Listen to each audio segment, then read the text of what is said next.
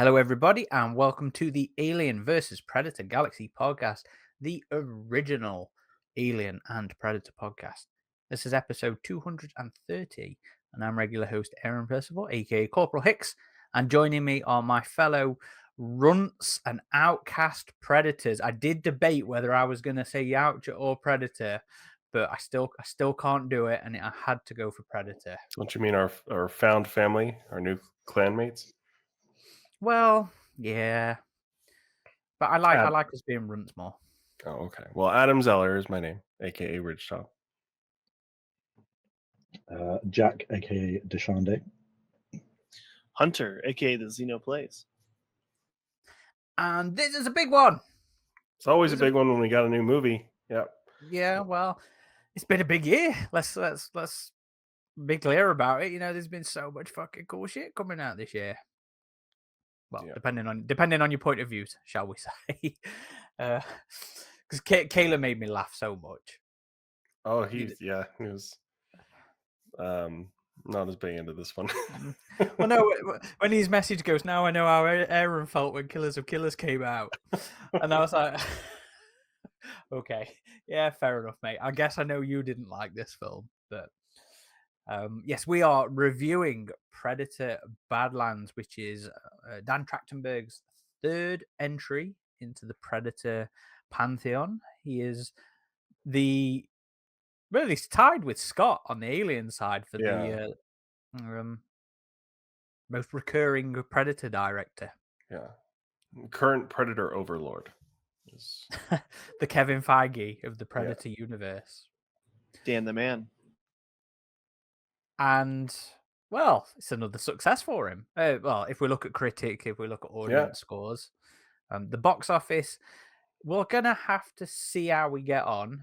But the weekend was off to a very good start for him. Very, very good start. I mean, our last major theatrical release for this franchise was The Predator in 2018. So there was a question of how this was going to do outside of streaming. You know, Prey and Killer of Killers have been successful. This is like a franchise record, beating AvP, 80 million global opening. Unadjusted though. Let's I know, always, whatever. Always but clarify it's going to be positive word of mouth. I think this is going to keep doing well, weekend over weekend through Thanksgiving, and I think it's going to be one of those movies during Thanksgiving that families here are going to be like, "Oh, I heard this one is good. Let's go see that." So I think it'll be just like Romulus. It'll have staying power, and I hope we won't see that big second weekend drop that we saw with Covenant and with the Predator. I was a little worried. I'm not gonna lie, because you know, Fox or Disney, whatever, sort of, you could feel the regret of not releasing Prey theatrically after the word of mouth from the streaming release, and you knew this was like a little bit of a gamble of riding on the success of Prey. So I was like, oh, I wonder how this is going to do, especially because it's such a big swing, and it's satisfying to see it do well, especially because the Predator franchise is historically not as successful as Alien. You know, Predator's biggest success financially is AvP. Oh, this is another thing Caleb said that I thought was kind of funny. He's like, it feels like Alien is the B franchise now with how Predator's been doing these last few years. Yeah. Well, then again, Romulus is still a successful film. It's just like I keep saying recently, you know, it's all, well, not even recently. It's always a thing. Negativity is more loud than the positivity. But you look at the audience scores, you look at the polls, and all that kind of stuff. You know, Romulus went down very well with the fan base, general audiences, and all that kind of stuff. It's just always it's always the negative ninnies that always sound a bit louder. Which I guess, well, let's say how we all feel about this film, actually. With a little bit of context over the other films as well, just as a reminder. So, Hunter, do you want to lead us off? How did you feel about Prey and Killers of Killers before we get into? Absolutely. I really enjoyed the film. I'm going to start off by just saying that I enjoyed this film thoroughly. I saw it twice, and I saw it with a double feature with Prey the next following day after seeing it the first time. So I've seen the movie twice.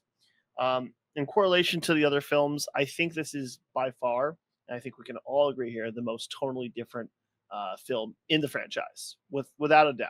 If you're going into this film expecting it to be similar to the original couple of films, Prey, you're you're sadly mistaken. It's not going to be of that nature.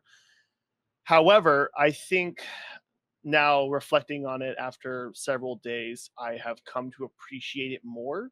My initial showing, I wanted it to be a little bit more darker in tone and to have a couple, beats that were more serious.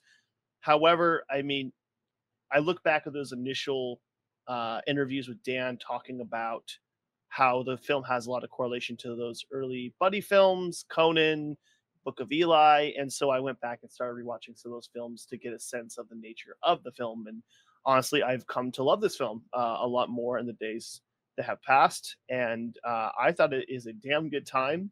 Uh, Trachtenberg just continues to push the envelope even further and to evolve this series, whether you like it or not. So I really enjoyed the film. I can't wait to go see it again here and this upcoming weekend and really, dig into it more. But I like the film a lot. Okay, how about you, Jack? Yeah, no, like, obviously I saw it with you the premiere weekend, and I think for me, and I said, I think it's probably my second favorite of the Predator films. Just because like I'd always wanted something that is different from like the main formula.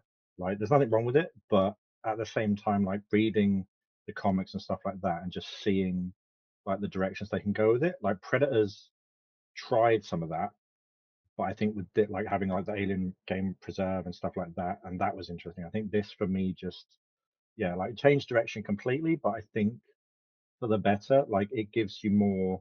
Obviously, you get insight into the Predator culture and stuff like that as well. Obviously, not everyone's going to be a fan of that, but I think as a whole, like it was a fun film.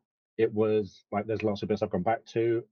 Also, I saw it again just at the weekend, and people afterwards both really enjoyed it. But I think for me, like a lot of the stuff that I wanted to see, this kind of hit those beats. So yeah, I was really really pleased with it. And how did you come into it? Were you a fan of Prey and Killers already, or no? I need to rewatch Killers because the first time I tried to watch it, I was half asleep for a lot of it and kind of missed bits and pieces. And I think I watched the Dead Meat kill count of it, and I was like, okay, I need to go back to this. But I did really like the first two parts, and it was just the third part and like the ending part. I was a bit like, okay, like I I don't mind what they're doing, but I think the execution was a bit off. But Prey as well, I really enjoyed. Like again, it went back to like the original formula, but did it differently enough that there was stuff that kind of felt new and fresh in it. So yeah, Prey I really liked. Killer Killers, I want to watch again because I'm still not 100% sure what I think of it. But yeah, Go on, Adam. So I was really hyped for this movie. I mean, ever since we got to see it, the first 15 minutes of it, Hunter at Comic-Con, and go through that awesome immersive experience, I was just so hyped for this. And the marketing, I think, was great. Trailers are great. Again, it feels like they got to show everything the last couple weeks leading up to the movie, so I tried to avoid the last bit of it. Ultimately, the movie that I saw in the first 15 minutes, there was a bit of a tone shift with what we ultimately got, I feel like. And I didn't quite expect it to go there. I kind of like Prey, I expected it to be like The Revenant, just focused on a predator, a little more. I was surprised when I heard about the PG-13 rating.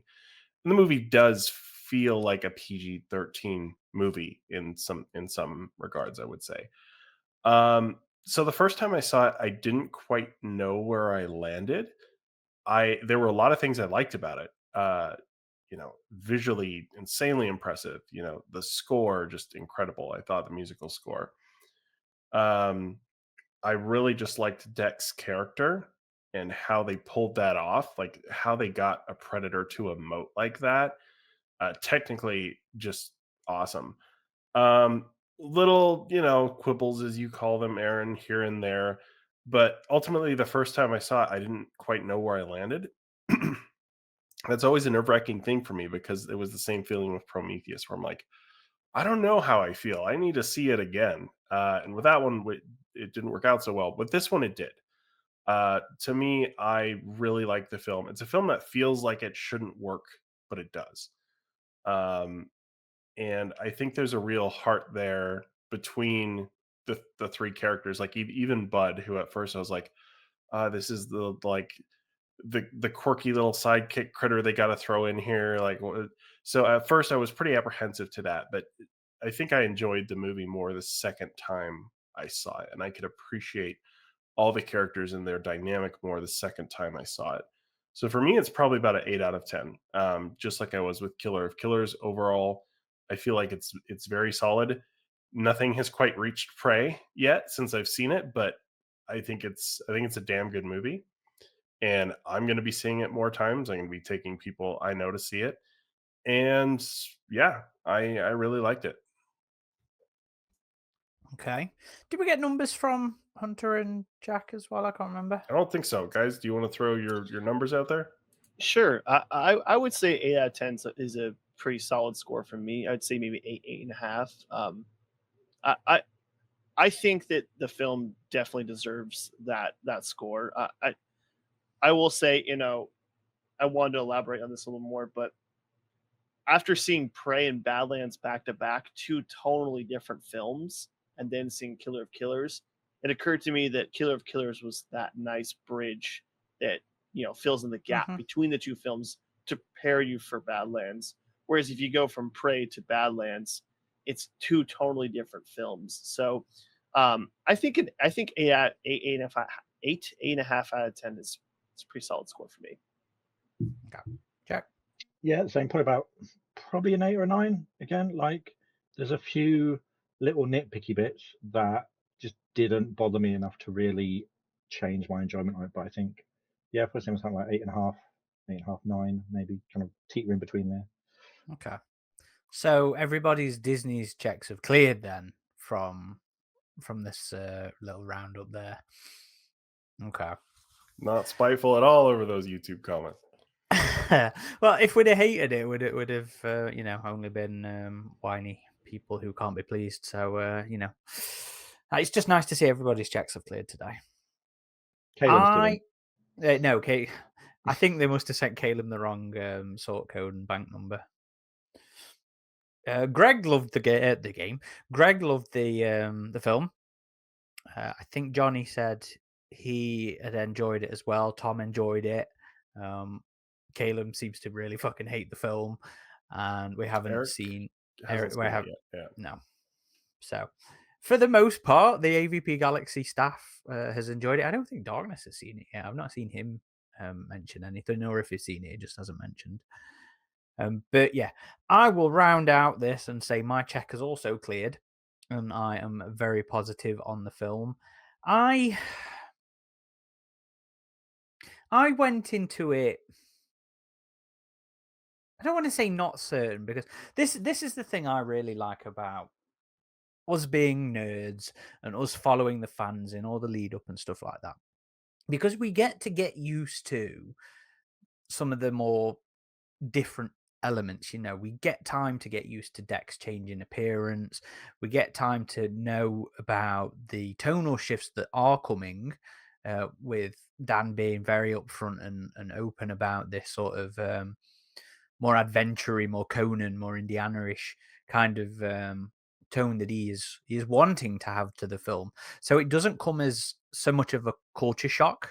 Well, maybe not culture shock, maybe that's the wrong word. It doesn't come as a shock to you when you sit down and you watch the film, because you've kind of got some level of expectations already set, which is where it's fun for us. And I think beneficial to us as more, I don't want to say hardcore fans because I hate that, but more dedicated fans. I don't know. You know what I mean? The people that it means a lot more to, and you follow it a lot more.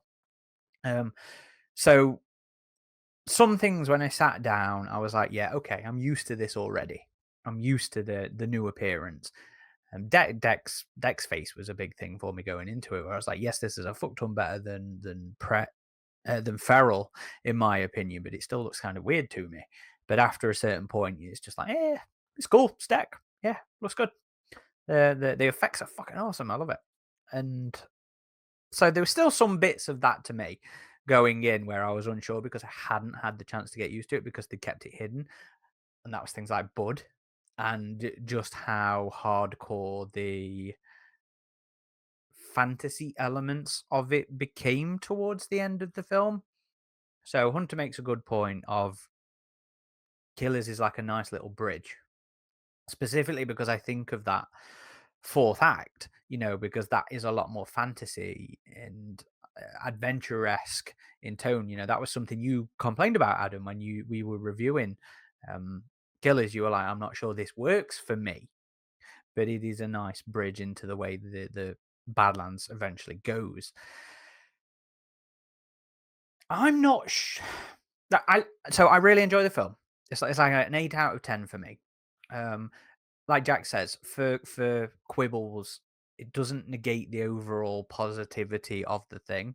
I love Bud, but I'm still not sure about that big of a tonal shift as the film sort of coming in. The whole concept of Squirt as well. I like the concept of it. I don't necessarily know if I think the execution worked for me, or if it was a little bit too. Here's a beast tamer. It kind of works now. Is that its name, Squirt? I was unaware of this. Okay. Yes, that is what the little sneak shoulder cannon thing was known as on the set. So I wasn't too sure about that. But overall, it's not enough to impact my overall opinion of the film because I just had so much fun with it. Even somebody like me who is so outspoken against things like the Yautja or the exaggerated interpretation of the Yautja, I was kind of like, I don't know if I'm going to like this. It's going to be too much from the Predator's POV. Is this going to humanize him too much? Demystify him too much? But overall, I was just like, it starts on such a cool fucking note. And yes, there's still a little bit of a tonal shift within the movie itself between the opening 15 minutes to the slightly more light-hearted part of the film on Genner. But it still opens so strong and it sucked me in. And the performances, the effects, the fucking score. Like, I cannot get over how much I love Sarah Schachner's and Benjamin Wallfisch's score in this. Straight from that opening frame and the sort of vista and that music. It just, I was like, this isn't Predator the way we know it. This is so Predator, and that is the way I feel about this film.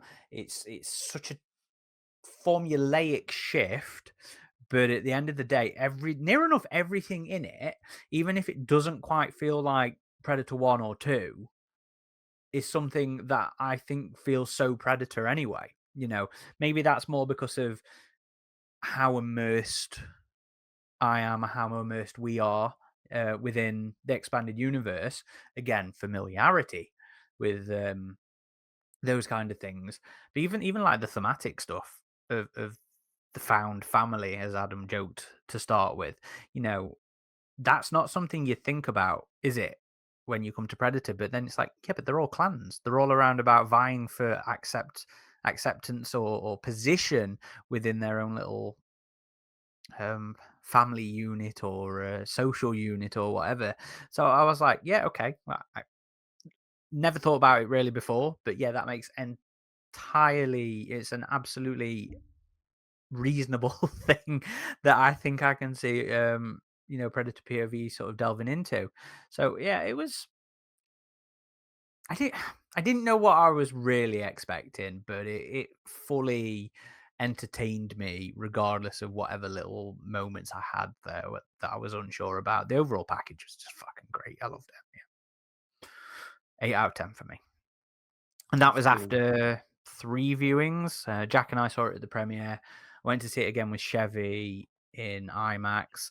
and then my lady and I went to see it in one of the sort of smaller VIP recliner showings as well. And I'm happy to say, and it's all anecdotal, of course, but my showings were all pretty fucking full. IMAXs are giant screens. I've only ever been to one IMAX showing where it is absolutely jam packed, and that was one of the Marvels. I can't remember which, but most of the others I've been to have been very sporadic. But both Alien, Romulus, and Badlands have been about half full, which I think is quite impressive for an IMAX screen. And the VIP showing I went to, admittedly, it is a smaller screen, but that was pretty much full. There was like 2 or 3 seats that weren't taken in that, so it's been nice to see it being successful. And you're still planning to see it in ScreenX and 4DX, right? Yes, at least one of them, as much as I can make. It depends on how quickly that gets thrown out, the screens, to make room for other things, but I'd like to get the chance to see it in ScreenX at least. Yeah, my first viewing was IMAX 3D. Wasn't supposed to be 3D, but it ended up being 3D. And my second one was in ScreenX, and I thought it worked really well in ScreenX. It's interesting how they all try and market these different like premium formats now to try and get people in theaters. And I still haven't seen a movie in 4DX. We don't have that in Utah. We have like the tamer version, D box, I guess. So one of these days would be nice, but no, it looked great in both IMAX and in ScreenX, and looking forward to seeing it again. I saw the film in Dolby Premiere at the AMC here in Phoenix, and then I saw it in a Cine XL, which I guess would be pretty close to ScreenX without the 3 dimensions. And I still need to see an IMAX. I know that is the true format you should really watch the movie in, since it was shot in large format. So I do need to see the film on that format. But I will say, to Aaron's point, I actually saw Romulus on IMAX earlier last year, and the theater was completely full. And in both of my screenings, the theater was completely full for the double showing of Prey and Badlands, and then Badlands itself for the early showing on November 4th. So both showings were full to the brim. Was it shot in the IMAX format, or you have the two? No, shot large format, then converted to IMAX. Gotcha. It's large format, so it could be converted to IMAX. I see. Yeah, both of mine were just IMAX, and I think the one I saw at the cinema was about a third full, so a pretty decent showing, because my cinema is never really packed except for like Marvel stuff. I have heard, I think I read a review online that the 4DX version is pretty intense with a lot of the effects, so it could be an interesting one. Sarah saw it in ScreenX, and she said she really liked it. And what I saw of the promo stuff that the official outlets were showing, I was like, actually, this looks pretty good for 4DX, for ScreenX, sorry. And I imagine that's going to be all over the place in 4DX. Do not take your drinks to that. Where shall we start, boys? Is deck the obvious place to start? Okay. Who would like to commence with deck? I mean, this is the thing that sold us on the movie, I think, Hunter, when we saw those first 15 minutes, is because you'd only seen little glimpses of Deck at that point in the trailers, and this was the first chance we got to spend a little time with him and his brother in this opening bit. And I remember we were just blown away by how that was portrayed. And that is very much maintained throughout the whole movie. Like, it's just, it can't be understated that it's a real technical achievement that they merged the practical element of the suit, but the emotive element of what Weta can do with facial motion capture, what they've had this experience doing with the Avatar movies. It just looks incredible here. And as a Predator character that you can empathize with and that you can care about his journey, it just really works. It's one of the strongest elements of the movie for me, is just Deck, this character, and how he is, and him learning and starting to question maybe his own worldview a little bit because of these people and these things he's interacting with. Androids, I guess. Artificial peoples. But yeah, I think he was just such a great. I mean, bravo to Demetrius for pulling that off. As a predator, it must be hard enough just to act in that suit, and not have to worry about emotional performance as much. But he really did an incredible job here, because this seeing a predator like this in this context for a longtime fan, regardless of any nitpicks I have of the movie, whatever, like that alone was just so awesome. Like, can't get over that. Yeah, I'll follow that up and say that the first 15 minutes of this movie is truly a masterclass in how to get people hooked into a film. Like, it cannot be understated that Adam and I were both like, oh yeah, this is it. We are in. And within those first 15 minutes, we got a good glimpse of Deck and a predator that had emotions, that was showing a range of different facial features and emotions and actions, and that clearly is a through line through the entire film. I by the end of the film wanted to give that predator a hug. I can't say I've ever said wanted to say that, but I mean, he is such a likable predator, but at the same time, I think what's really interesting about Badlands is it maintains the integrity of what a predator is, without sacrificing the emotions and the care that we should give this character. And I found that part very interesting, because at no point did I ever figure, or did I ever think that this is not a predator. This is not what I've been accustomed to with these aliens. But I also felt an emotional reach with Deck, and Demetrius did a wonderful job. And when Adam, Mike, and I met him at San Diego, you could just tell that he was so amped and so excited for us to see him as this character. And this is with no cameras or anything on him. It's just us talking to him, and you could tell that the love for the character was there. So I think that adds in a layer of appreciation to him, to his performance. And I thought that, Deck's a very physical, presence in the film, and that physicality really shows. I mean, the amount of leaping and sprinting and work there is just incredible to see. And like Adam mentioned, Weta's work here is obviously a gem on screen. So I really liked Deck, and he might be up there in my top 3 for Predators now, to be honest. And I can't wait to see more of him in the future if we do get more of him. But if not, it was a great time spending an hour and 49 minutes with this character. No, I thought, Deck, I thought he was executed really well. Like, I think one of the first things when we were watching it, and I said to you, is that like how the actual facial animation stuff in the film looked a lot better than in the trailers.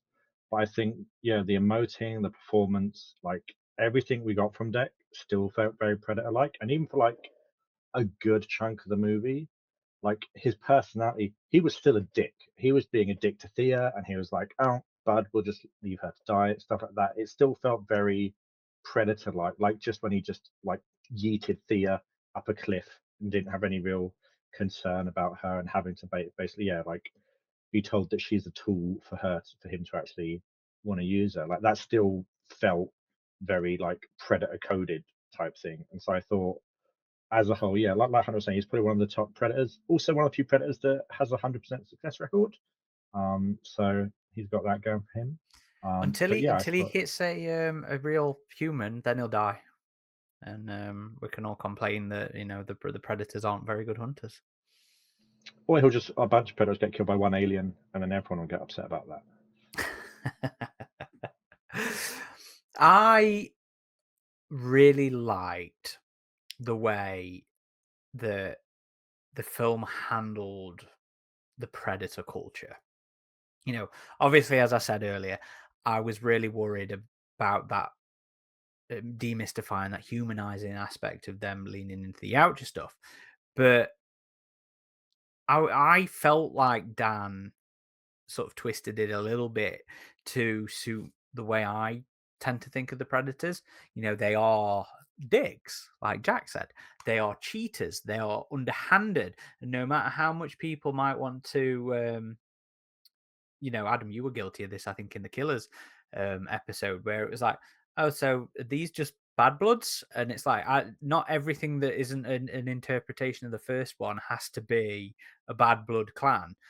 But there was things in here where it was like, he's twisting the situation, he's twisting the rules to suit the situation he's in there. And this feels so Predator to me because they are cheaters. They do not follow this, super honorable way of doing things. And the tool thing was straight there in that moment to me, because he's there going, Yautja hunt alone, which obviously is a separate thing to the AvP clan, a separate thing to the Predators clan, I guess. Maybe they're bad bloods, Adam. But well, you gotta let me get in here now. Yeah, that. Well, hang on. Sorry, I'm just poking fun at you. But that was a discussion we had on the Killers sort of thing about the different clans and cultures of those clans. But that he was then able to twist that rule by being like, oh, she's not really a person, she's not a hunting partner, she is just a piece of equipment. I was like, yeah, that is exactly the kind of hypocrisy that I like to see. Even father, Jaw, whatever it translates to father, he was a fucking cheater when he was fighting his own son, sons. So it is definitely that Dan highlighted the hypocrisy of the way they behave. Like the whole you should have killed him in his sleep thing. I was like, that's certainly not very fucking honorable, is it? So yeah, I think Dan balanced it very nicely, where it is they do have a code, and I've always been quite agreeable about this. They have rules of engagements, not necessarily, or I guess codex, as Dan's describing it in Killer of Killers and in Badlands. They have a codex. They have some sort of guidelines to it. Well, there was the Pirates of the Caribbean thing you liked, Adam. Yeah, they're more like guidelines. Yeah. So I did really like the way that Dan had interpreted the Yautja culture in this, and it was not, despite the word honor coming up about 3 or 4 times, it was not fucking obnoxious, and it was more in line with how I view the Predators from the films, as these unfair. But I think hunters. Dan also made the point that Deck is, he might be an asshole at times, but he's one you can still root for. But with Deck, I think we see it's kind of a front. I think he's kind of a softie under there. There's a few moments you can see. And yeah, he initially views Thea as a tool, but I think being in the situation where he's captured and realizing these synthetics, oh wow, they can really like mess things up, has him come to view her as more of an equal. Like later, he specifically says, "Oh, I came to rescue you." Like that's not something Deck at the first half of the movie would have said. And you can tell he's had some big perspective change with him. And it happens maybe almost too fast for me, with him really, I guess, harmonizing with the way this planet works and changing his armor to suit that. He gets another mask back that he makes. Well, it's not changing though, is it? It's replacing based, because at that point he's lost everything. Right. He's got no equipment, he's got no armor, he's got no mask, and that's, well, he has his brother's mask, and I did expect him to just use that, but I get like the bone bison thing is meant to like show that he is now aligned with this world and using it to his advantage. And Deck had a tiny head compared to Prey. Yeah. It would just fall off. which is a nice, I think, another actually Predator-esque angle of the story. It is a good hunter should learn about their environment. They should be able to use the local resources, which actually makes him feel like a decent predator, in my opinion, when he's following this arc that Thea's sort of set him on of learn about your prey, learn about your environment. And he absolutely uses it to his advantage later on. If I could say something, I was gonna say there's a lot of Prey DNA in this film, without a doubt. That there's so many story beats that are embedded in Badlands that are so familiar to Prey, whether it be the hunter learning about the environment, learning about what works, what doesn't work, what, you know, I mean, this could even correlate back to the original film where it's the mud, right? So there's a lot of moments where I think where the film is it's telling both main characters through the DNA of the structure that, you know, Amber Midthunder is discovering, you know, the Tootsie can make you cold and it won't see you, and there's the axe, and there's the sinkhole, the in the swamp, you know. So there's elements like that where Dek and Naru are very similar, and the DNA of both films are very aligned. That it's about hunters finding their way and learning about. It's not about, you know, going gung ho straight for the achievement, but rather it's about learning how to use your instincts and your environment at your will to achieve that goal. And I will say, you know, for all the differentiations that we keep saying about the two films and how it's so different, there is a lot of aligned elements that make them very familiar, very similar. And I think that's, and I will say that to your point, Adam, I will say the realization of his character arc of him becoming more aware of rescuing Thea does happen a bit too fast, a lot faster than say Naru. But I think that montage of going back and looking at all the different environments with I forgot their name. It's the creatures that spit acid, and then of course the squid. I guess it's referring to the race, but we don't know the race. And then of course the razor grass and so forth and so on. You get my point. So there's a lot of elements in there that I think that fit well. And yeah, one of the things I said in my initial impression was the movie does feel like kind of a reflection of Prey to me. You know, you have this underdog, this enthusiastic and capable, you know, young hunter, wants to be a hunter. His family doesn't believe in him, but his sibling does, you know, and it's something that Prey has as well. And then you have even just like visually some callbacks, like the sweeping vistas as he's walking in the vast landscape with the smacking of the title there, very old school, just like Prey did. The music having some similar beats, but I think this very much had its own identity here with the score. Um, you know, there was just, it felt, and even some of the dialogue too, like Bring It Home in terms of that, which I know you're not crazy about, Aaron, but I think it worked here. So yeah, it did feel very much in line with Prey in some ways, but also wildly its own thing in many others.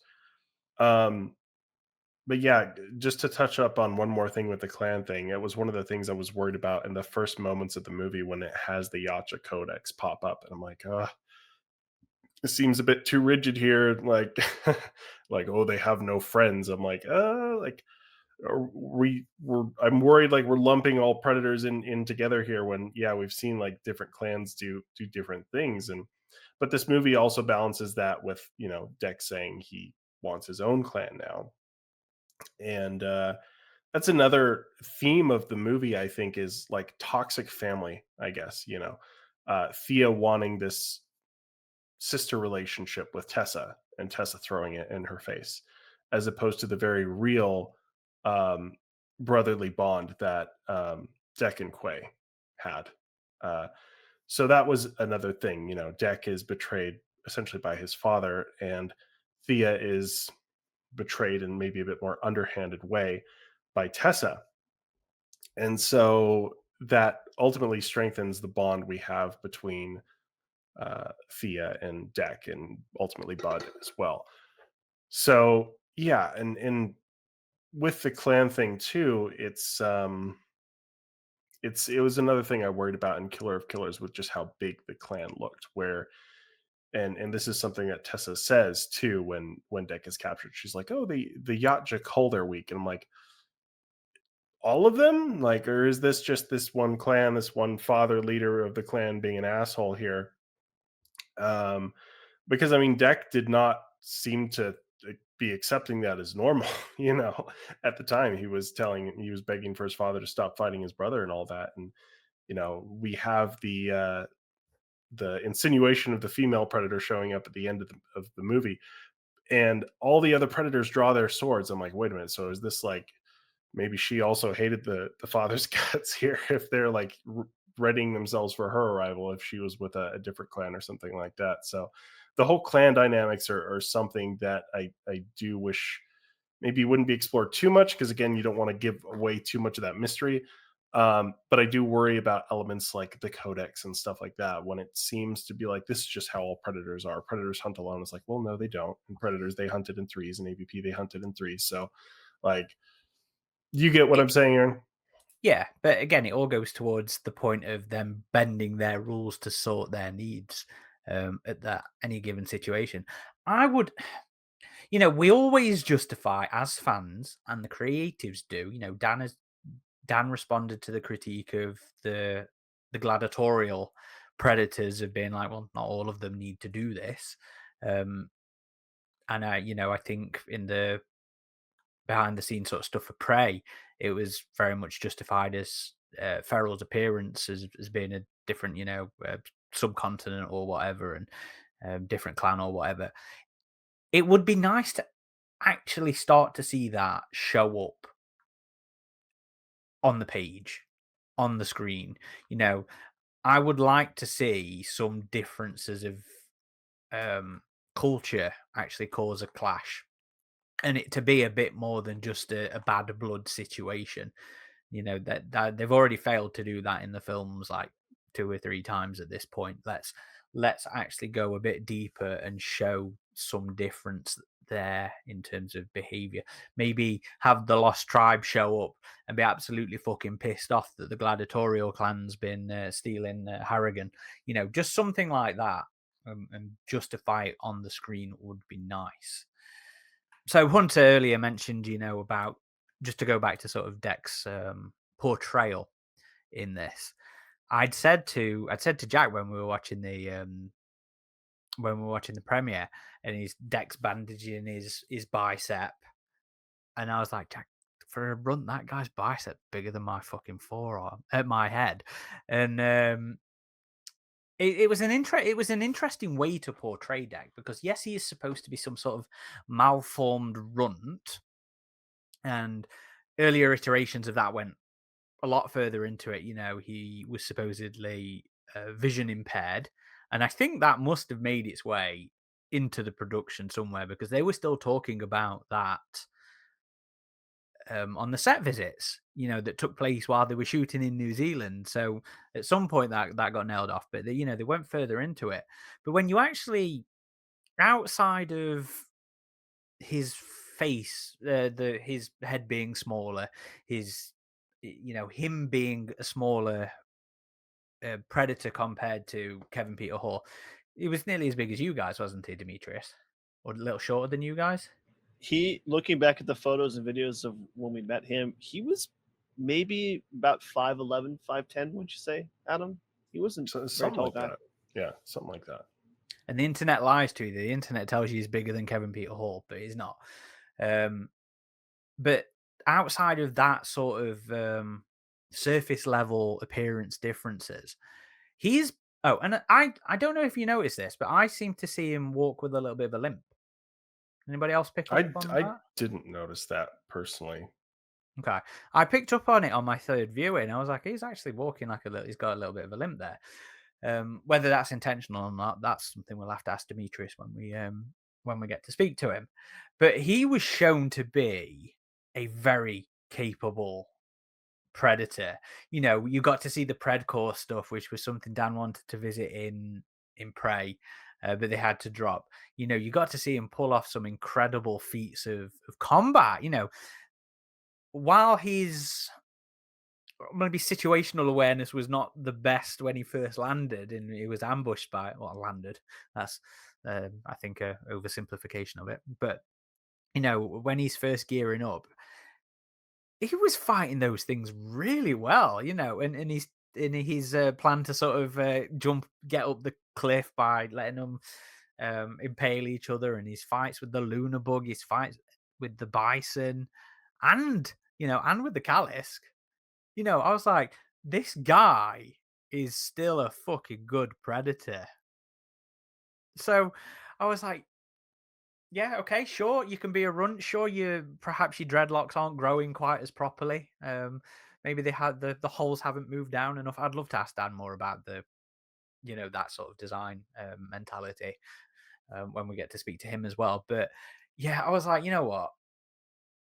Yes, yes. This dude is a predator. This dude is doing some amazing things, and the suit looked awesome. I think this is probably one of the best looks of the Predator for quite a while, at least in skin. Like, I liked the mentality behind his armor and his clothing and stuff, because it looks very hand me down, incredibly rags. This guy's living in a pillowcase kind of appearance to his clothing and stuff. So it's not like I look at it and go, that's really cool. I like that as a design. I look at it and go, yes, this works for what they're going for with him. But the suit was so good. The effects work was so good. He always looked lifelike, in my opinion. I think one of the older critiques of some of the newer Predator stuff was, they didn't look moist, or they didn't look lifelike enough, or quite transparent enough in the skin. But that was not there was not a moment in this film, I think, perhaps other than Father at the end, where I was like, this does not look incredible. You're talking about him unmasked? Yeah. Oh, Yeah. okay. I wasn't that big on his unmasked appearance. Yeah, I mean, it's really only for one moment that it needed to be there, but with Deck, yeah, I thought he was just a really cool looking Predator. I did love his look in the beginning when he's sparring with his brother, when he has his mask, and I didn't realize he loses it quite so early, because in a lot of like marketing stuff, he still has that mask when he's with Thea and stuff, and you don't realize, no, he's unmasked pretty much most of the movie until like the very end, where he builds his own very primitive mask again. But yeah, I love his look in the opening with the kind of poncho type thing he's got going on, and I just thought that was such a cool look for him, and I almost wish I could have seen him more like that a little bit. But How cool is it though that capes as a character design people tend to mock them, don't they? It's like that would get such in the way of a fight, and it'd be a hindrance and everything like that. We've seen a couple of Predators with capes. Father himself, I think, had one. The Elders in the AvP, and I think Greyback has like a little shoulder cape, doesn't he, or something? I don't think he has much of anything, but like Ahab and the AvP Elder, and in this one. And this one, Deck absolutely gets nailed by the fact that he's got a cape on, because Quay dislodges his one of his wrist blades and leaves him pinned to the thing, and he has to sort of rip it off. I was like, yeah, okay, Dan, that's some nice little meta commentary on character design there, and I like that. But both Deck and Quay were really solid designs, and I just love their dynamic, because you could tell Quay was the more established hunter, but he never forgot that his brother saved his life, and they did have a deep bond, and he cared for him, which again is not something you expect to see in a Predator movie. Is like brotherly love. To see that is like, it was really interesting and well done, I thought. So even though they were really going at it and they were really fighting in that early scene, the very next scene you do really understand that they have a bond, that Quay ultimately dies for his brother when he could have just followed his father's orders, or he could have even gone for that sword instead of the gauntlet. So that was just again, little tangent here back to the character dynamics, but I thought that was really cool. But the design for all the three core Predators, the father, Deck, and Quay, was all really solid. We have a couple other Predators later in the film which kind of look reminiscent of the Killer of Killers kind of bone guardians. Absolutely, yeah. That, you know what, going from those guards to the ship, to Deck's mother's ship showing up, it looking very much like the design we saw in Killers. I was like, is his mum going to be the warlord? Oh boy, I hope they don't go down that route. I know there's some people on Twitter that are hoping for that, but that would be a little too wild for me. No, not enough boobs for you. I just Different it kind always of has jiggle to come physics for back the to Predator. that, but I just like their hunting grounds appearance. I think, again, we don't have to get too into that, but it was nice to have the first on-screen mention of a female predator at the end of the movie, and it does make me wonder what's in store for the future. What did Jack Hunter? What did you guys think about the Predator designs in this? Yes, especially revisiting the sort of hunters, not the hunters, the killer of killers, sort of guard returning. I really liked the design of Deck. I thought the textures on his skin, the moistness, looked incredible. I just the practical suit alone from the BTS we've seen was pretty impressive. And I think one of my favorite aspects about a lot of the shots where we see more detailed closeness of his face is the anger and the raw emotion, especially when he's fighting the Kalisk. There's so many shots in that sequence that have obviously been used for the marketing, right?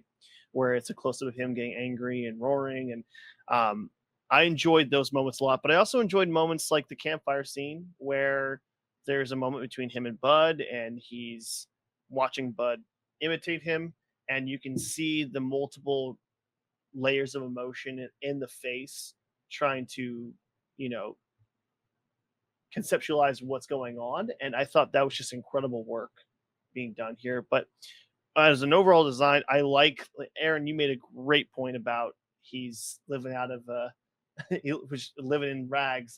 That's a great examination of how he is as a predator. And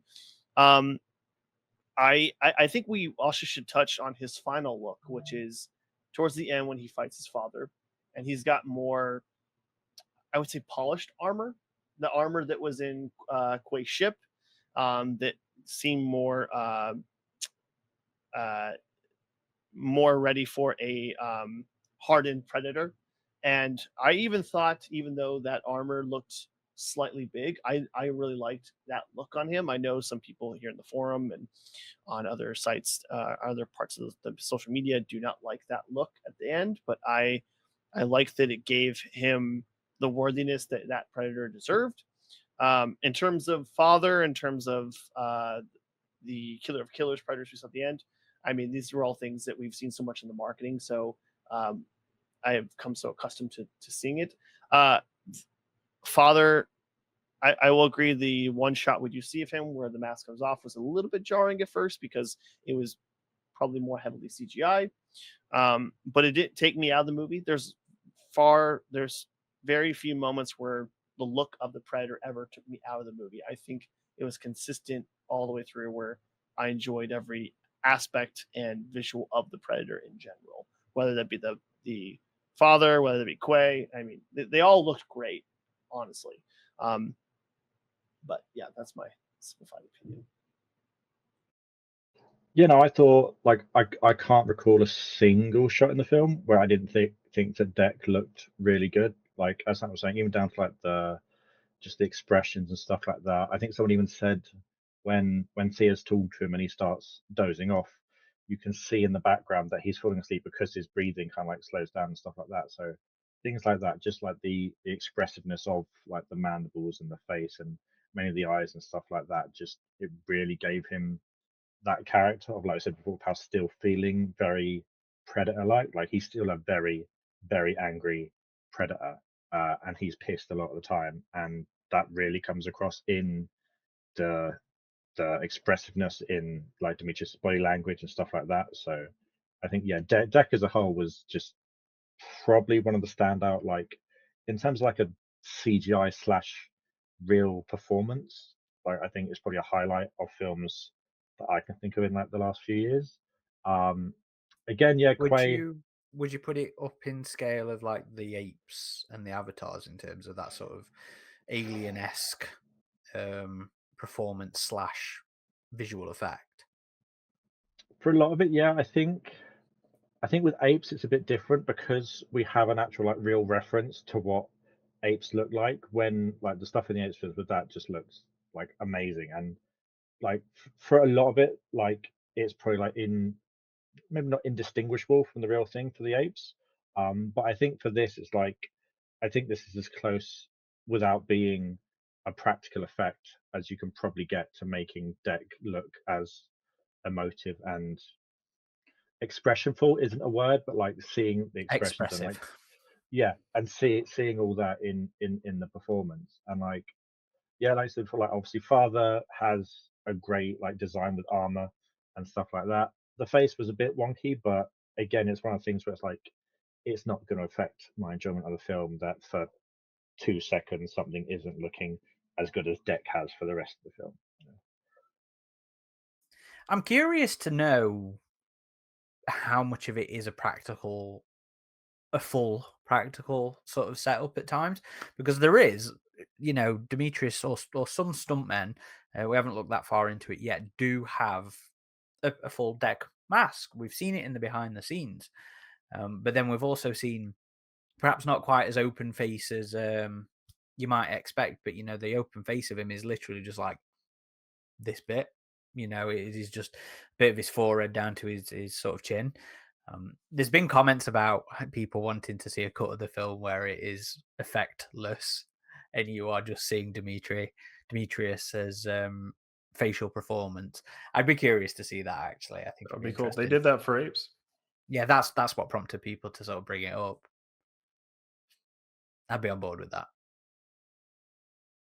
I liked that the father was so ornate in terms of design, because I think it sums up the father as a character, where it's all flash and no actual substance. Although I guess he does show off his capabilities at the start when he's fighting and kills Quay. But again, how much of that is because Quay is distracted by trying to save his brother rather than it actually be his his actual capabilities? But this idea of this very ornate, showy design, I loved the helmet. I was like, this. One of the great things about Predator as a franchise is the individualistic nature of the Predators. It is the individualistic natures of them as a clans, them all being different, and their appearances as well as their personalities. And I don't think cinematically we've never seen something quite that outlandish in terms of a Predator's get up. And I was like, you know what? This all fits the fantasy-ish aspect of what Badlands is going for, and I was just so on board with it. I was like, this guy looks amazing. I love it. It's so different, but again, still so Predator. It kind of fits his character as well because, like, even when fighting Quay and Deck, the only reason he really gets the upper hand on Quay is that he cloaks, and Quay Yeah, doesn't have a way to really kind of see him. But then, obviously, when he's fighting Deck and he cloaks, and Deck chucks all the I sand love up, that. then I he love then that. he then he's like, yeah, whether he's just past his best or if he's always been a bit of like the ones, yeah, he'll bend the rules and cheat a bit to get around type character. He kind of seems like. And it's not the first time we've seen a Predator do that. When it looked like um, Tabe was getting the upper hand against Feral Cheater! Predator. Yeah, he cloaks, and so it looked like It's all of them. It's all of them, Adam. They're all fucking cheaters. it looked like Deck was ready though. Like he had his ship ready to do that because he remembered what happened to his brother and why his brother was losing that fight. So Going back to that moment where he does defeat his father by uncloaking him, we were talking about the look. Going back to the look of the Predators, I thought that moment Deck's appearance versus his father was very pure, and by doing so with the thrusters of the ship and uncloaking his father, that right there showed me, listen, this Predator is pure at heart, but also has pure instincts, and that was such a nice correlation, in comparison to his father's look in that fight. And I thought that was just a really well done element of that sequence. Am I imagining that he did the same thing to his dad that his dad did to Quay, where he Yes. Yeah, wrist with the blades him through the hands, then cuts that yes, off as well? Which I thought that was exactly. quite a cool little. Yeah. I didn't like the cloak thing though. It being like the stupid cloak ball from the Predator. oh, I liked that. I was like, oh, even a little nod to the Predator. That's cool because he just like tosses it into his thing, and I thought it was fun. Whatever. I never liked it in the Predator, and I didn't really like it in this. So I finally remembered what I wanted to talk about. Not that everybody will be aware of the awkward moments of me struggling to remember things due to the edit, but it was the tightness of the film. I forgot to mention it in the sort of opening, but it is a very tight film to its detriment sometimes, and this is in relation to what you guys were saying in terms of the turn of Deck being like, "Oh, these guys are my family. I best go save them." But you see it a little bit throughout the film. The one moment that sort of really stuck out to me was how quickly Deck comes across Thea. It's straight from, "Oh, okay, I've done with the tree monsters. Let's go for a wander." And there's Thea.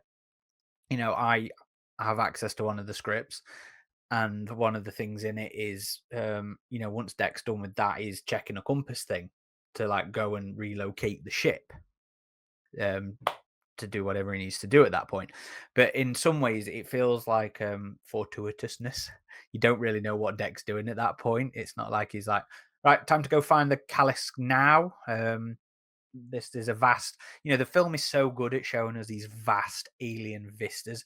The planet, visually, they did such an awesome job with Genna. It looks so primordial. It does look like that planet is going to kill you. It looks like, some sort of Jurassic period, an alien Jurassic period, and it looks wonderful. And you get some good vista shots.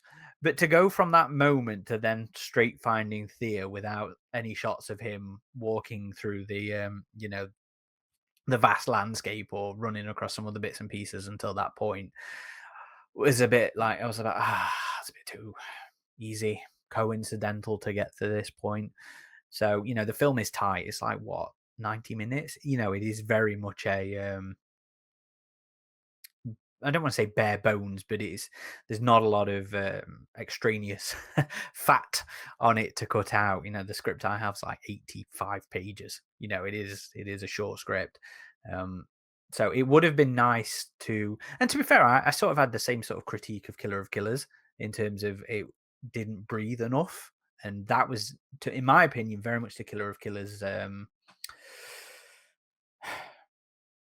detriment. It really made my issues with that feel bigger because it was so condensed, and it's not quite the same in Badlands, but it is. I can feel it. But you guys, did you have anything further on that one, or is that just me picking up something that was said earlier and I've finally remembered? I mean, at times it does feel like there's a bit of plot convenience, to your point there, and it's one of my nitpicks with the film. But no, I mean, I thought the planet was also just very interesting. Again, very much playing into the fantasy Conan feel, which is something I was worried about for Predator, which has typically felt quite grounded. And this was a worry I had with Killer of Killers. And even like when we see this like mountain-sized worm on this thing, I'm like, this is getting pretty fantastical here. But for this movie, it just works. And I'm just like, okay, I'm going with it. It does feel like you said, Aaron, like a Dark Horse comic brought to life.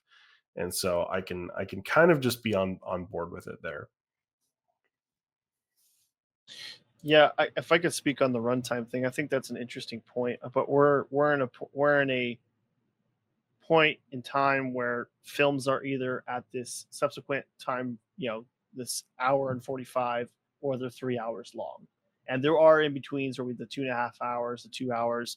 But in terms of engagement, I think the hour 49 is equal for most viewers, because I'm starting to learn as I get older that attention spans only last about 2 hours with films, and I think this film just hits that borderline of attention span for most modern viewers. So I think at its detriment, it succeeds in that area.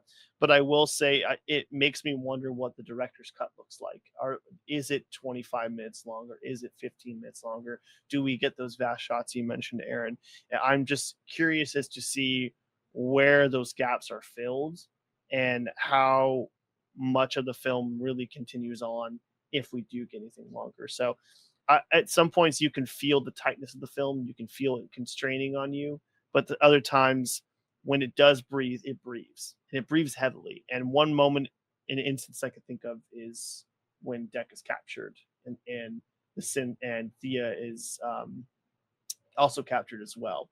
So I would say that the runtime is very apparent in the film, but it's not overly distracting. But you can feel the tightness of it. Shall we move on to Thea and Tessa? I've loved her since the trailer.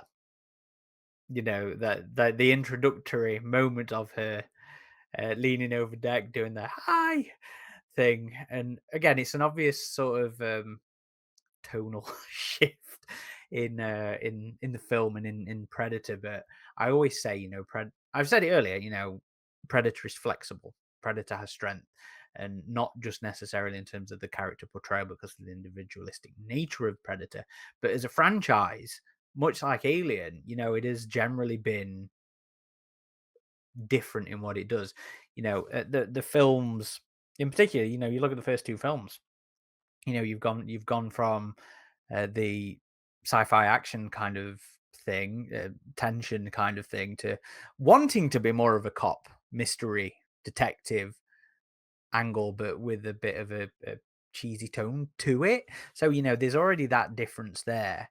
The Predator obviously being another big tonal shift there. And then straight into this. And Thea, the thing I like the most about the tone in here is it's not taking the piss out of the Predator. The Predator, as in the film, Shane Black's thing, it feels like parody in much the same way Resurrection feels like parody at times. I feel like Badlands is referential to the Predator, even with its lighter tone. And that tone is more in terms of wanting to be an adventure film. Thea is very much a part of that adventure tone. But Elle Fanning does such a fucking good job. I think there was probably only 2 instances of line delivery that I didn't really like throughout the entire film from her, which I can't think of off the top of my head right now, but I do remember there being instances in the film where I was like, oh, that didn't really land with me. But because she is so good as Thea and so charming as Thea, I'm just totally on board for it. I love their dynamic. They are so funny as this odd couple, but again, in not a parody-ish way. Yeah, I also thought she was a great element to the film. Elle Fanning really killed it in both roles, honestly. It is with Tessa, it was a little odd that you have this moment where she's being reconstructed and she's still saying Thea's name. So you do wonder if there's some kind of bond there for her. And she has like a specific look being repaired there.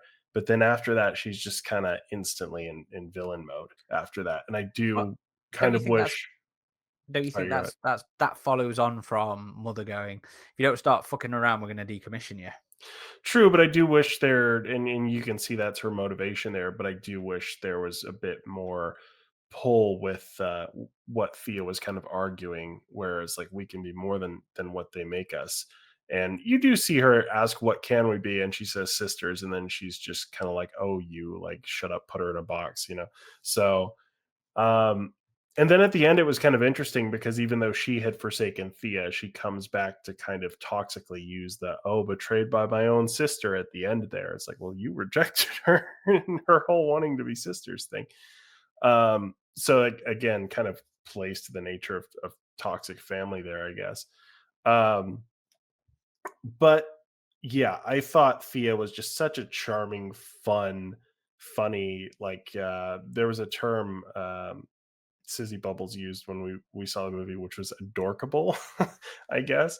But I always like it when synthetics in the Alien universe are a bit more outside of just you know, the task completing machines. You know, the real interesting exploration of the Alien universe is how human like can these things get.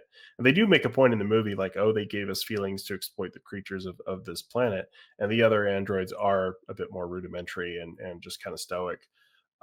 Whereas Thea is very eccentric, very curious, very intrigued with the planet and with Deck and his culture and all that. Um, but I think her character was just a lot of fun, and like you said, Aaron, their dynamic together really worked for me.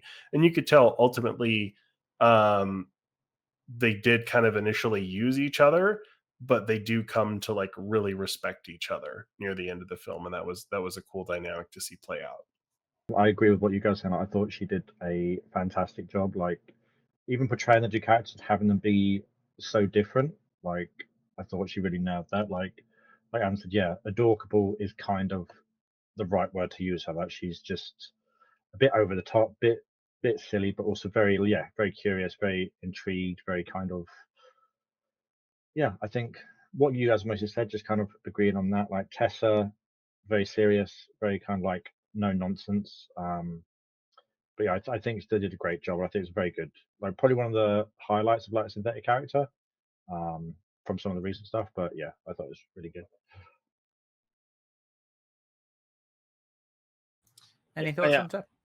Yeah, I'll add on to that. I will say that everything said here is pretty spot on. I mean, I think that Deck and Thea's chemistry is unusually warm, but it works so well. And if there's one thing we can gain out of this conversation with the movie, is that the performances really outweigh so many of the little nitpicks that we do have. I mean, Elle Fanning's character is great. Her performance is funny and adorable.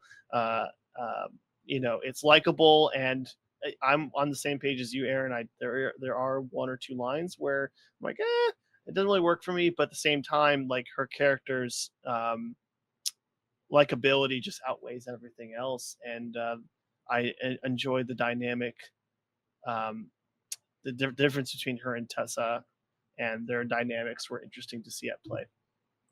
I struggle to think what the film would have been like without Elle.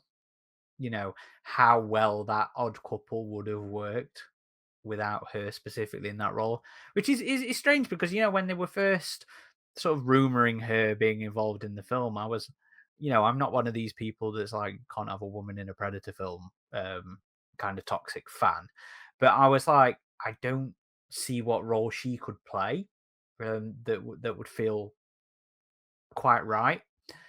Maybe that's just because of the stuff I'm aware of her from before, and reverse typecasting her or whatever. But having now seen it, I'm just like, I can't imagine the character of Thea as anybody else other than her. She just has such charming charisma, and you genuinely feel like she is what her character says she is. She is this scientist who is just just excited to be there and to be experiencing all these things. Even the line about the time she spent in the vulture's nest, the eagle. I forget what they called the character. The creature. I forget what they called the creature. Her time spent in the nest was like some of her most exciting, exciting memories. And I was like, you know what? Yeah, I just buy her so much. And I wonder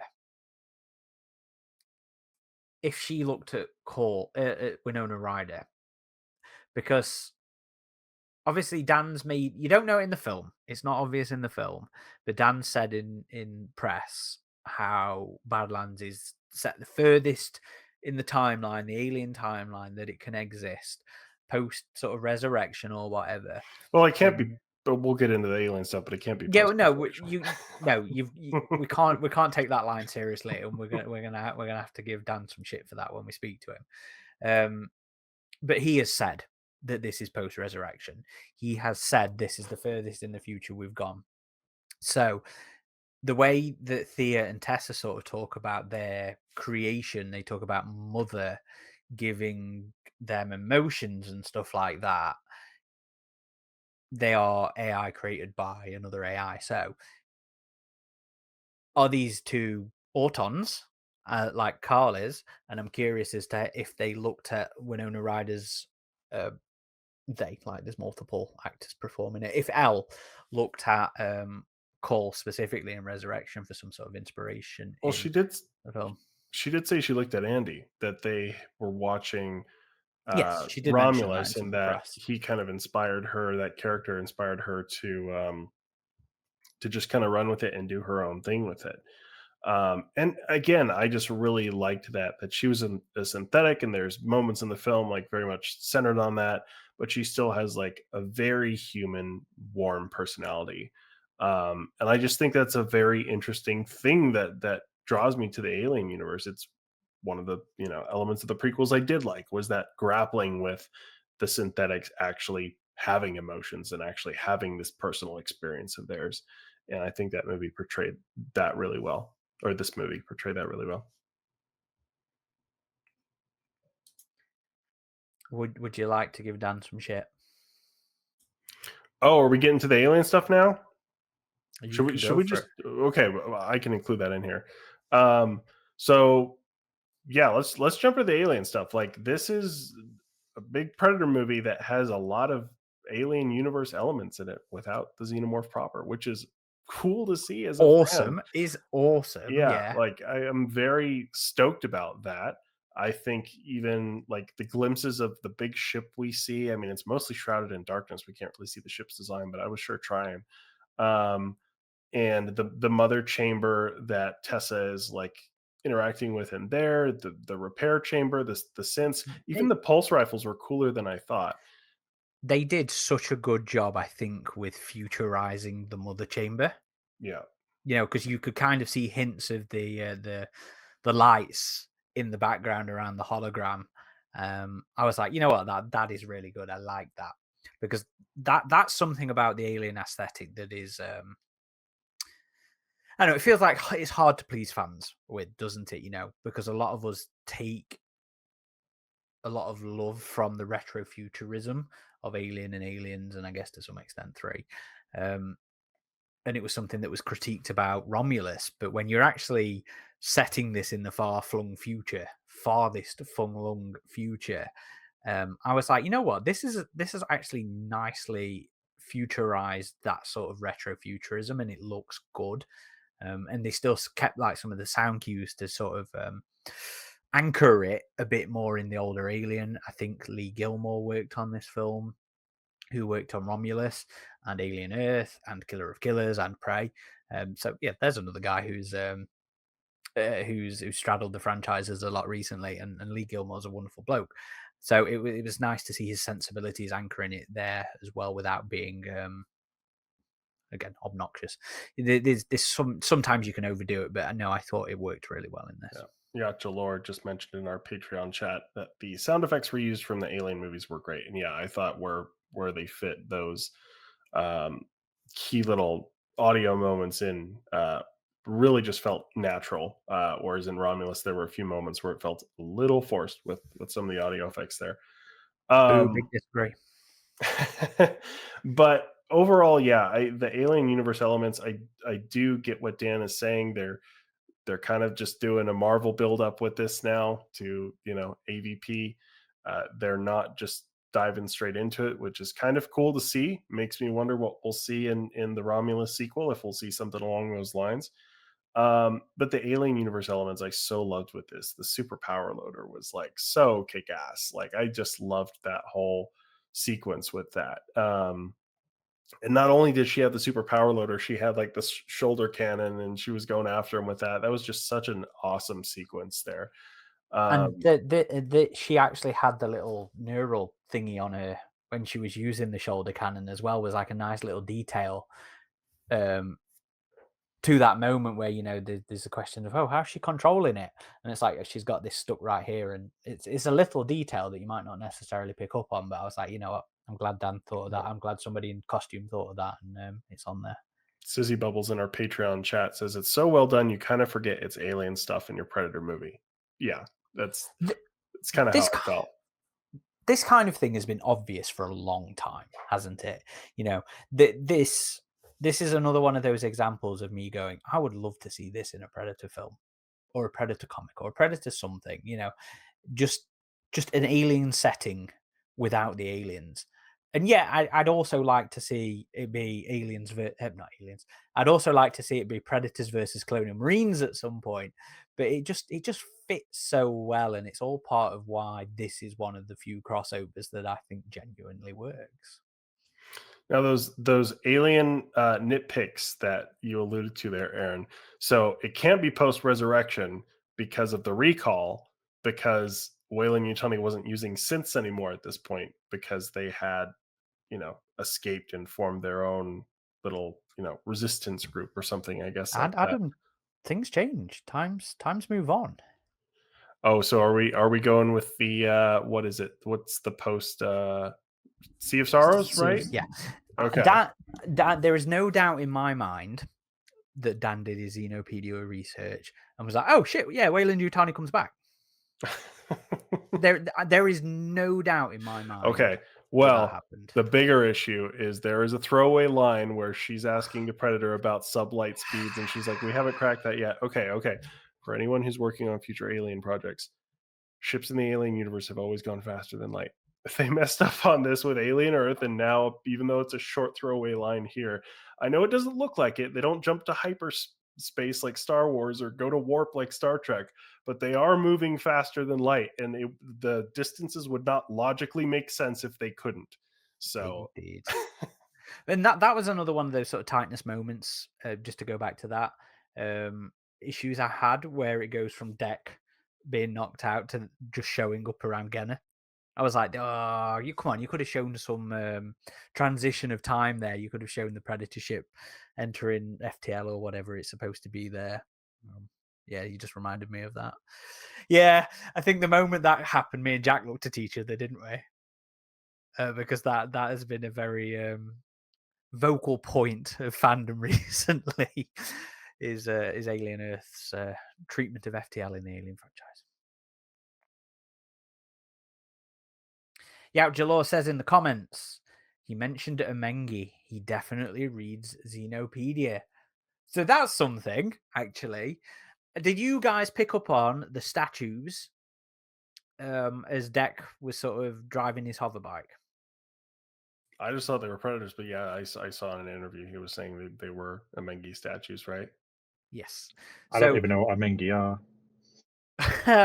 Well, Jack, I'm disappointed. It's from the Adams' favorite Predator book of all time.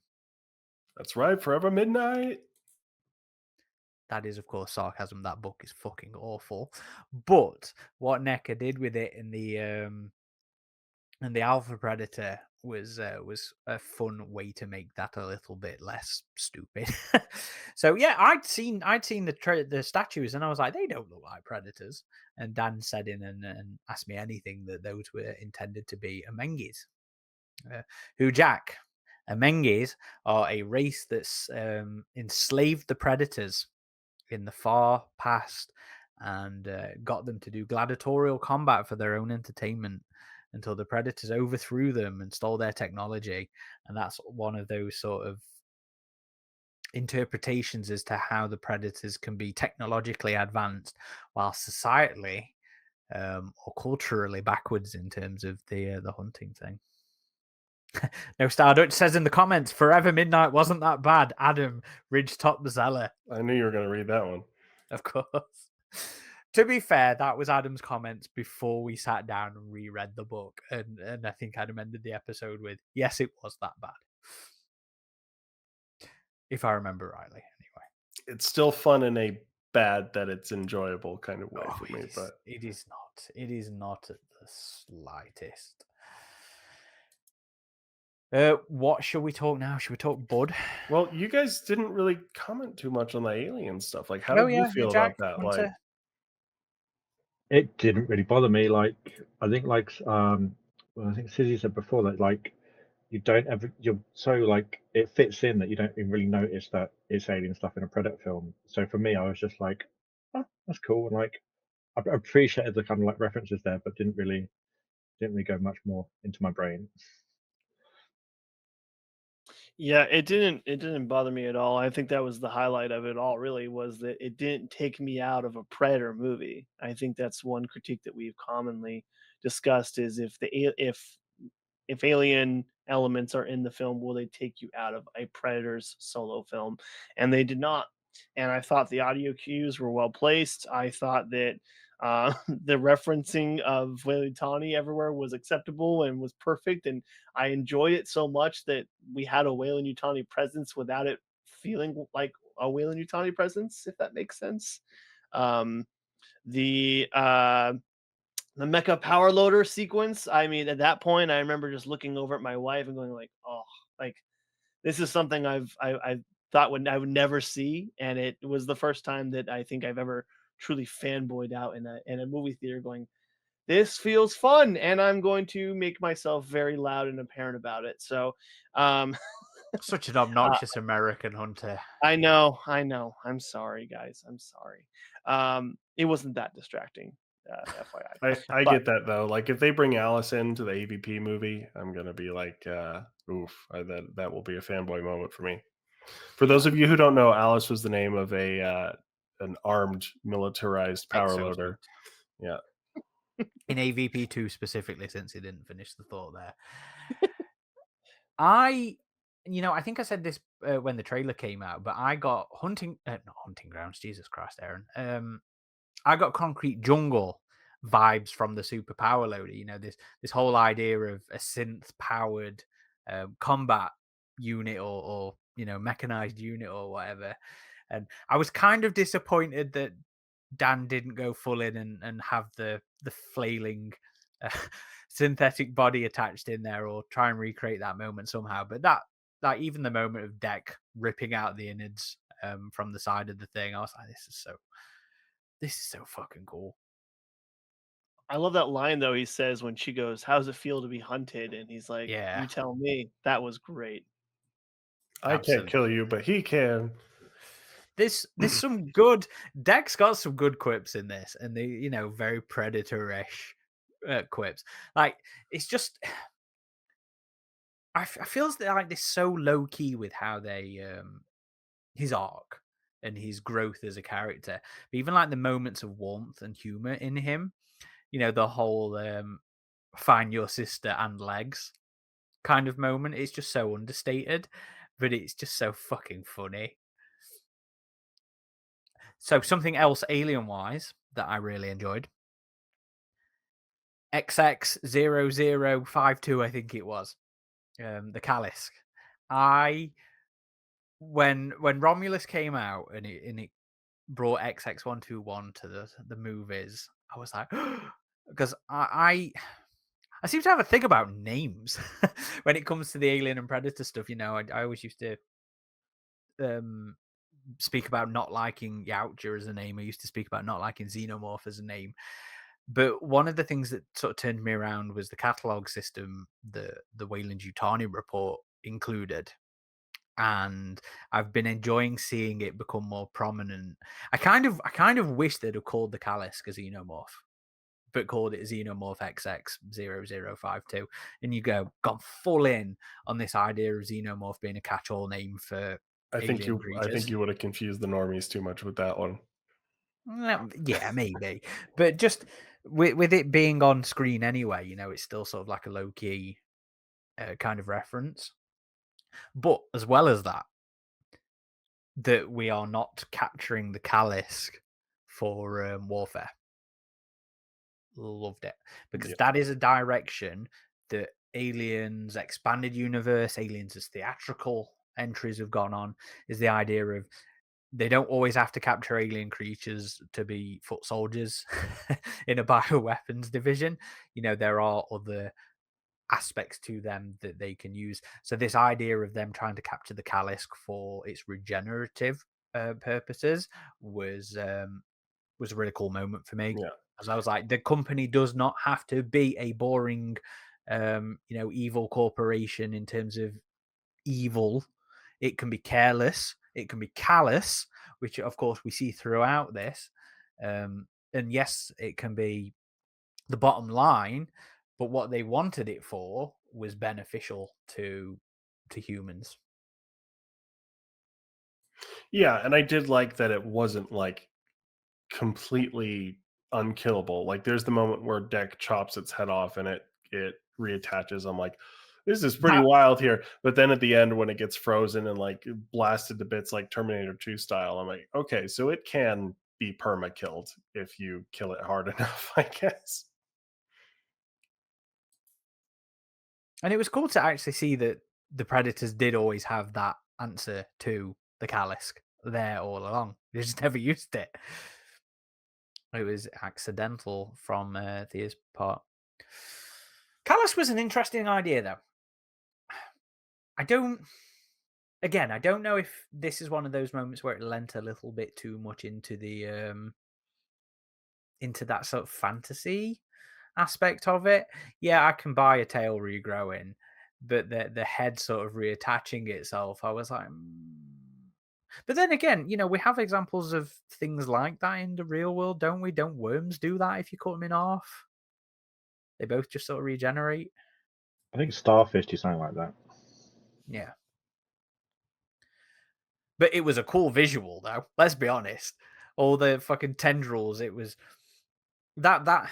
I don't felt like I was huffing copium when it came to the PG-13 rating of the film. A lot of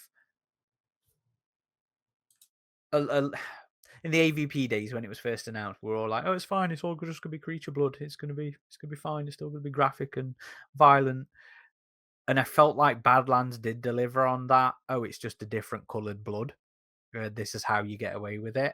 So I think violence-wise, I think gore-wise, it still did a good job. It just did get away with it because it was purple, because it was blue, and I think there was some orange at one point. Sizzy Bubbles mentioned it in chat. Yeah, I was kind of curious about what Hicks thought of the Yautja name because I've always been kind of with that too.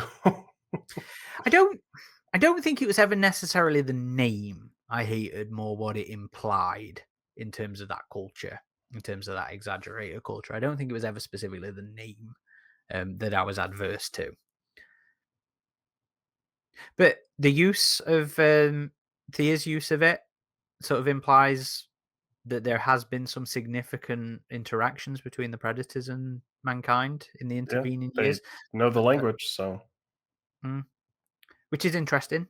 That was something that irritated me in Predator Incursion, was humans knowing the name but not knowing that the context of it was what they referred to themselves as.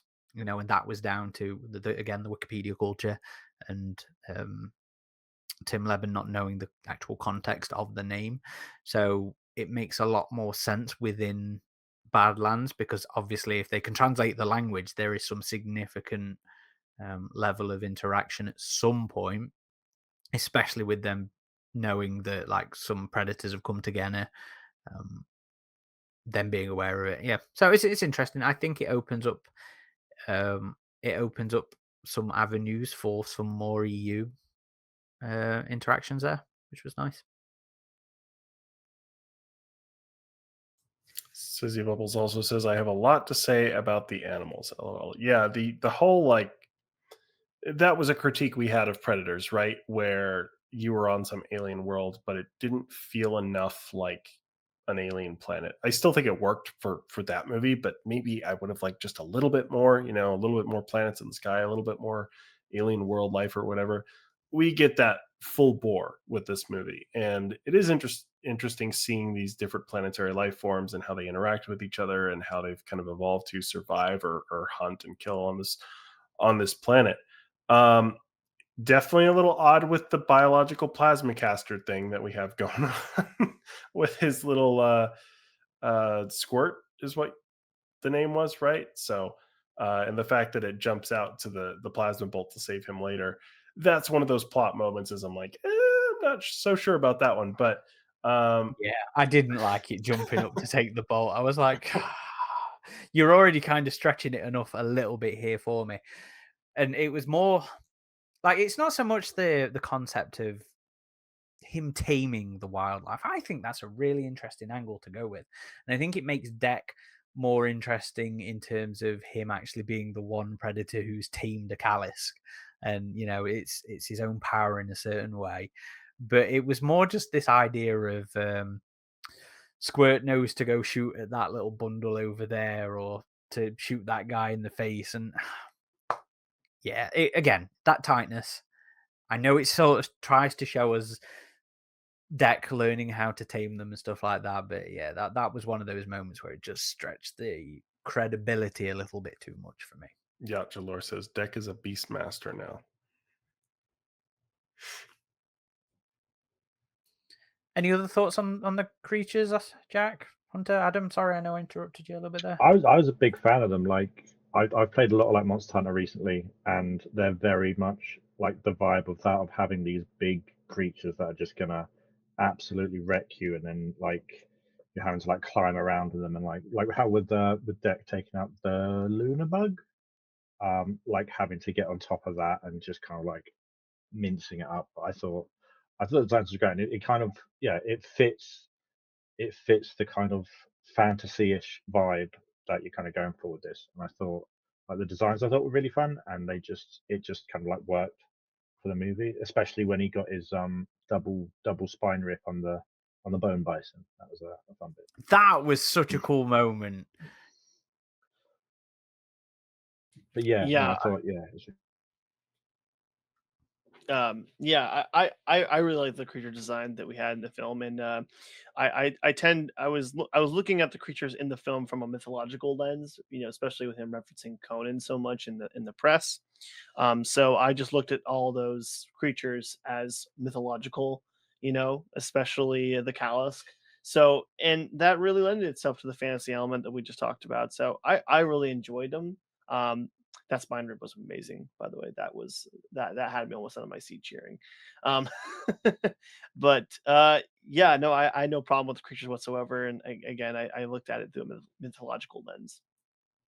It was absolutely one of the highlights, I think, because ever since Predator 2, ever since that trophy room, people have been saying, I've been saying, show me the Predators, hunt more of these other creatures. Let's see this T-Rex hunt. Let's see this kind of stuff.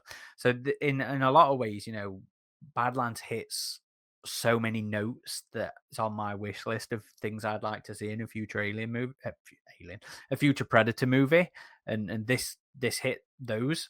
I would like to see going forwards though, and I think it's more reasonable now that we've had killers and animated stuff.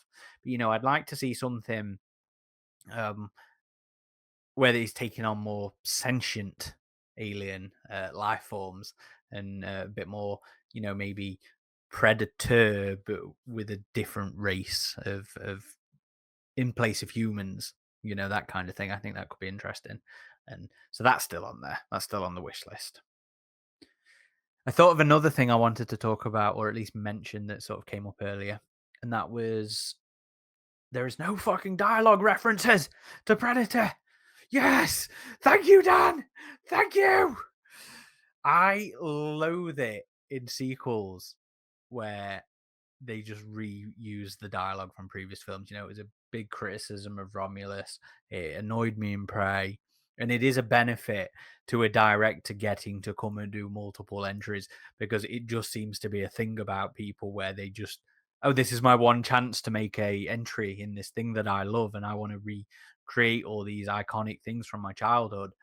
And I like that it's out of his system with Prey. Not that there was that many in Prey, but that we went through this entire film where I think with the only at least noticeable example of it was to his own work in a previous film.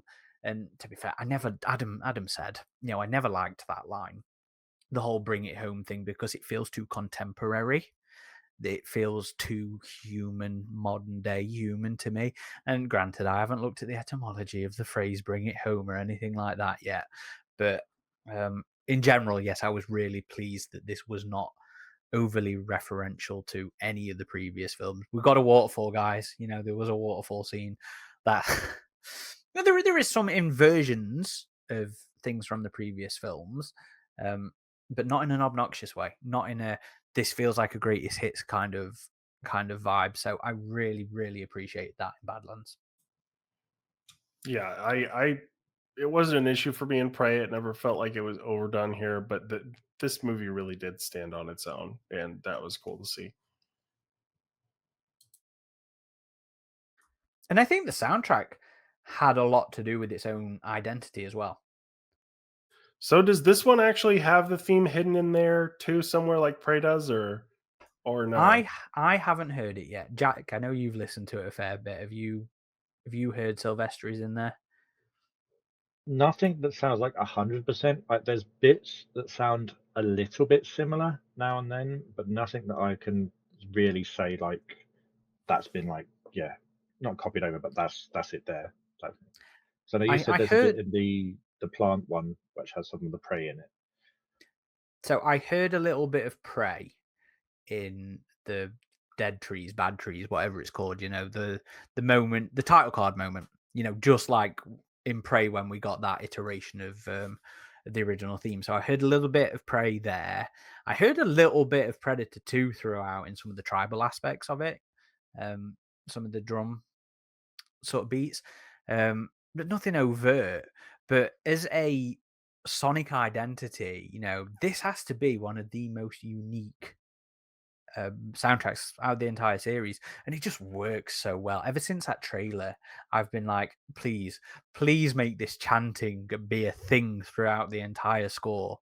And fuck me, did they do a brilliant job with the soundtrack. It feels, again, it feels so Predator, but it just feels so unique. It's just such a different take on it.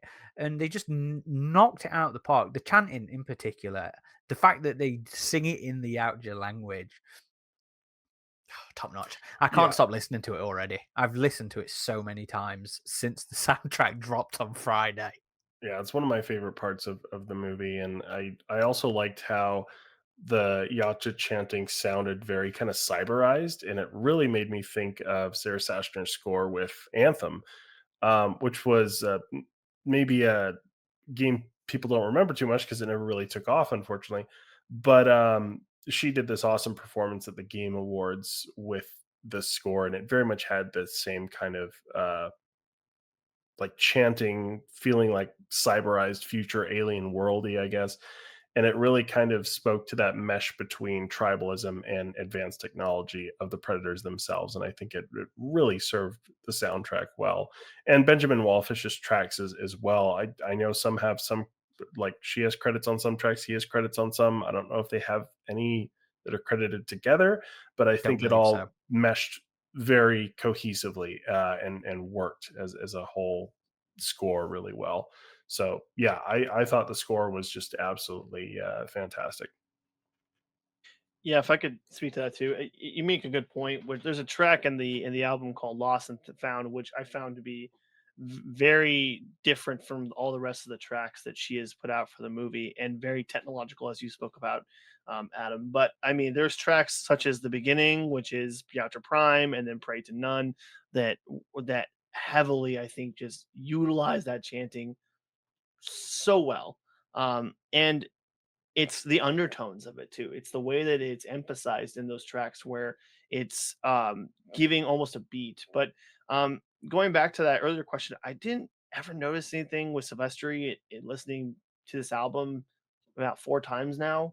Maybe maybe a little bit of Predator 2, like you mentioned, and I heard some glints of Predators in some points, but when it comes to like Deck of the Yautja, like that's heavily Prey. I mean, you can feel the DNA of the two there.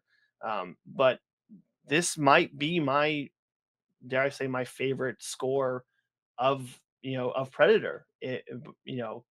Behind Silvestri's, of course, but I mean, I have not stopped listening to it. I find it's just a listen way more engaging than Prey. I mean, not to discredit Prey at all. Prey's a great soundtrack, but the music really is emphasized and amps amps so much of the core of that movie here in her tracks. So I thought she did a great job, her and Benjamin. Jack, any thoughts on the soundtrack? And then we'll go to Bud and try and wrap up before Hunter has to leave. No, it's like you guys before. I think overall it's kind of fantastic. Like even like you've got all the chanting, but I really like how different things like Tessa's theme is, or no Thea's theme and stuff like that. It's very kind of like gives you a little bit of like the recent Fantastic Four vibes. How it's got that kind of like light-hearted kind of jingle to it. But I think that obviously works really well with that character and stuff like that as well. But yeah, as a whole, I think the soundtrack has been, but yeah, another highlight. I really liked Thea's theme because it felt like a quirky electronic kind of thing. But then when you go to Tessa's theme, it is similar movements but distorted. And again, it's all part of that sibling kind of thing, the twins thing. It works really well. Yeah, I don't think there was a single track in this I didn't like, which is nice. I listened to Prey a lot over the last couple of years, but yeah, I'm really enjoying this. I wasn't so big on Killers soundtrack, but this, yeah. But yeah, I mean, Benjamin Wallfisch now has done more composition, I think, in the franchises than anybody, right? For both Alien and Predator, which is cool to see. And yeah, Sarah Schachner remains one of my favorite like modern composers, even like from her game work, just the work she did with Modern Warfare 2019. And I remember I also played through Assassin's Creed Origins, which she did, which was just incredible. So yeah, another banger from her here. Okay then, boys. Bud.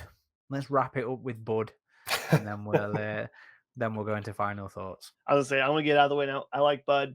I have a family animal that looks just like Bud. That's my correlation. Take that as you will. I like him. I can't distinguish him from that, not from that family animal. I like him. I'm gonna just put that right out there right now. So what the fuck have you got? Is it as a pug? No, we have a oh my god, why can't I forget the name? I'm Adam, Aaron, you're cursing me now. We didn't know what to make of this when we first saw that little NECA toy at SDCC that they hastily removed off the shelf when it shouldn't have been there, apparently. But yeah, this was an interesting, important element of the film. It's kind of the catalyst for, I guess, Deck making peace with the Callisk later, I guess, before it's killed. And that moment, the whole, accepting each other into their tribe kind of thing. But yeah, they're both kind of competing for this bison. They're both hunting this bison, and they both end up kind of inadvertently saving each other, which led to some fun moments. The campfire scene, which the first time I saw, I was like, what, did it like strike the stick like a match and it's on fire or whatever? Like, this is ridiculous. And I'm like, oh, there's a campfire right there. Of course, he just like pokes the stick in the campfire. Okay, sure. All right, maybe not that bad. So I think I was a bit more apprehensive to it on first viewing. And I think I was a bit more open to it on second viewing. I thought it was, I mean, yeah, stuff like this is going to lead to the accusations that the movie has been Disneyfied. And I know Sizzy Bubbles made the comparison of the little thing in Lost in Space, right? That early CG monster that's like along for the ride or whatever. But it was an important part of the film. And ultimately, with the crowd pleasing aspect, I think it works. It is kind of symbolic of the whole, well, did this movie need to be PG-13 kind of personal issue I have with it. But I think ultimately for the story and for the whole dynamic with the three of them, I think it works. I love Bud. Like seeing how her popularity just from that little still on the forum kind of grew into a whole thing. Like I was completely on board with that. I'm like, we're gonna make this a thing. We're gonna make Bud a superstar. And yeah, 10 out of 10, no notes, just a wonderful little chaos gremlin that just runs around the movie, causing trouble. Even my second showing, it got a big laugh when it showed up with the poncho on behind Thea, just kind of standing there. But yeah, like I think she's important to the plot. Like I think it's a big part of it, but like she doesn't feel just like tacked on. It feels like she's there for a reason. And I thought she was great. Go on, Hunter. You know what it is now. Okay, I'm gonna go again just so we can fix it in the edit. But no, just we'll go. Just go. You've identified it. I have to. I have to say I have a strong affiliation to Bud because it looks like a family animal, which is a Boston Terrier. So I immediately found an affection for that creature. But No, I guess growing up in that era of Marvel, I was young enough to remember when the Marvel films started becoming a big tentpole in the the filmmaking franchise in general. So I've been so accustomed to these small little animals along for the ride. So it didn't bother me in that nature because I've been just so accustomed to it over the years and other films of that nature. And sure, you can argue it's Disneyfied, but regardless, I like Bud. And as Jack, I think you had mentioned, we are of the Church of Bud, as you have said. So I'm right there with you. Predator Badlands. That's right. That's our long running thread over in our forum. Go check it out. And I should fix it. I'm old enough, I guess, to remember, or I grew up when the Marvel films became a thing. That's what I should have said. That's You're just making me feel old. It's mean. Well, you do have some white coming on. Adam's losing it. You've got white. I've got white on the bottom of the beard. But I was super. It was the thing I was most apprehensive about going into the film. Like, don't get me wrong. I appreciated all the silliness on the forums. I appreciated that humor that was taking place, but I was just like, is this gonna just be Ewoks? Is this just going to be Tribbles? I don't, you guys are talking about Disney. It's existed longer fucking ago. These are gremlins, Ewoks, whatever. And after my first viewing, I was like, I liked her, but I still don't know if I necessarily think she felt right for the film. Is it again leaning a bit too hard into that fantasy aspect of it? And don't get me wrong, like I enjoyed the moments at the campfire. I enjoyed the imitation of each other. And at the end, when she shows up and eats Dad's head, she's not so cute anymore. She is turning into her mother in appearance. And that was actually a nice way to show some passage of time, because that ship did not look like it was ready to go fly again. So I was like, this is a nice way to show time's passed and maybe they've repaired the ship and everything's all good. Real quick, that leads to kind of another little nitpick I had, which was the same as the movie The Predator, where Fugitive bails out of his ship. And I'm like, that ship was not destroyed. And that escape pod did not come down softly either. So it's like at that point, just ride it out. All your weapons are on your ship, So yeah, that was, I mean, a small thing, but I'm like, that escape pod did not look like it was built for, a nice landing at all. So yeah, I was kind of maybe hoping that he would get to use some of those weapons more, I guess. Like he does get to use the bow uh, At least once, once. Yeah. and then the combo stick before it's snatched away. Does get to use the new shuriken a little bit, so that was kind of cool to see. But it just felt like they were all kind of snatched away almost instantly, which I guess is like part of the story and part of his like growth with the planet and all that. But the ship in particular, I was like, wait, you're just leaving the ship? Like, that's your ship? All your stuff's on your ship. Like, I don't know. Fanboy nitpicks. Well, that was the thing in the draft I have. He's trying to get back to the ship at the start to get all this stuff. But yeah, I kind of see your point. It was a little disappointing not to see the bow get used at least, but we still got to see the sword get used a lot, which I thought was really cool.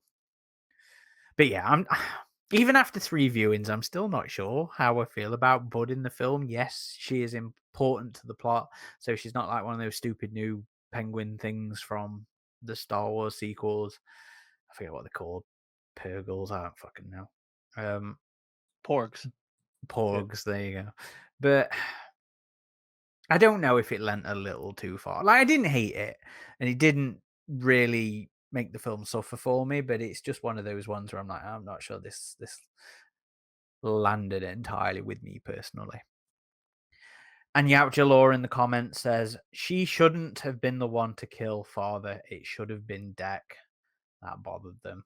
I mean, Deck had pretty much like finished him at that Defeated him. point. So to me, that wasn't so much of an issue.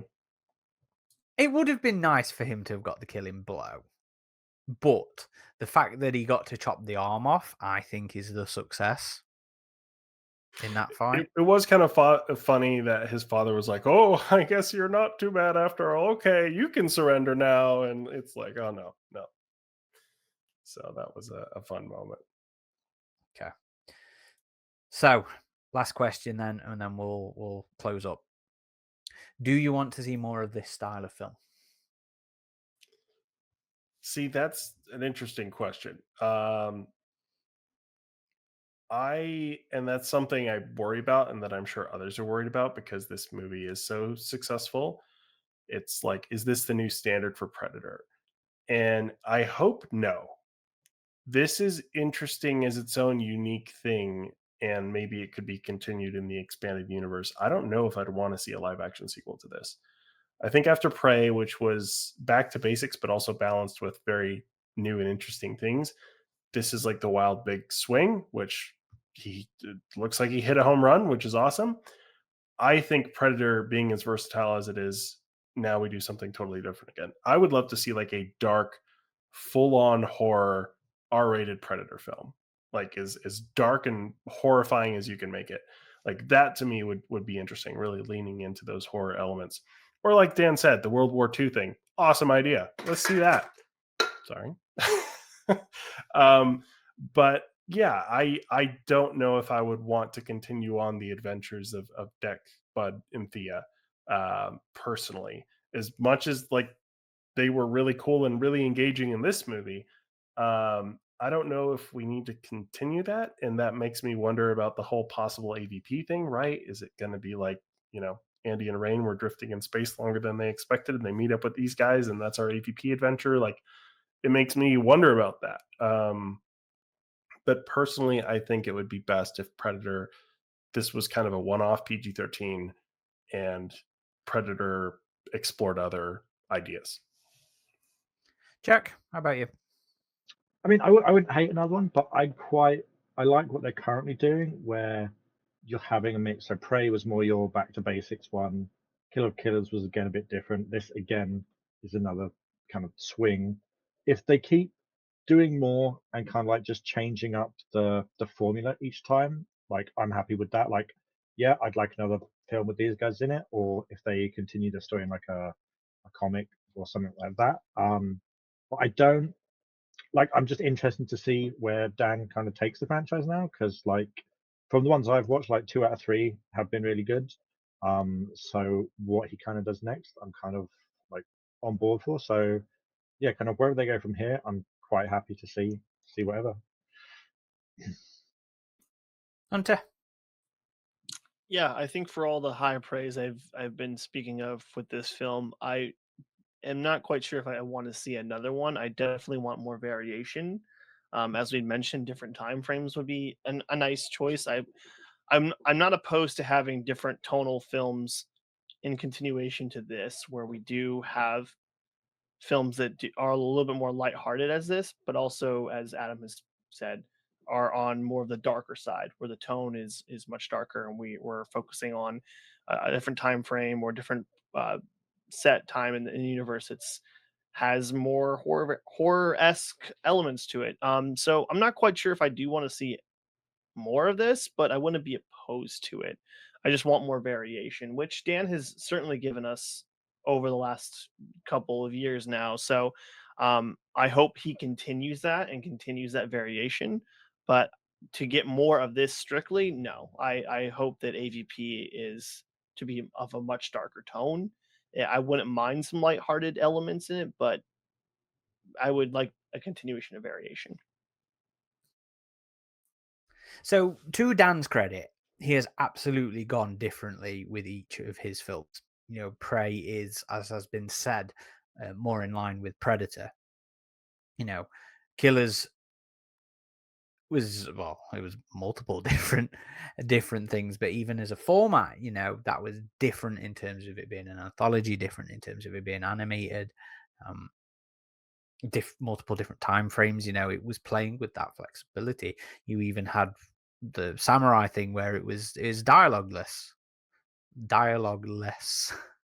in terms of tone, you know, where it's something Dan likes to do is do films through action, not necessarily through dialogue, which, you know, this had a lot of, you know, there was probably not a great deal of dialogue overall really in this. And that was a nice little swing, actually, when you think about how Prey was initially sort of considered or pitched to be this whole thing in the Comanche language and then had to be changed to English, and then they got the Comanche dub anyway. But, you know, there's a lot of this um, in Badlands, which was like things Dan had thought about doing earlier with Prey. Even like the whole concept of Thea and a younger predator teaming up together. Oh, sorry to interject. Just one thing you made me think of that was I thought was a little strange in the movie. When Thea starts talking to Deck in Yautja language and then switches to like, is this better universal translation? Like it almost felt a little fourth wall breaking, didn't it? Like she was talking to the audience, like, Yeah, we know you don't want to listen to me like the whole thing with subtitles, so here you go, kind of thing. was funny, but it worked within the context, I think.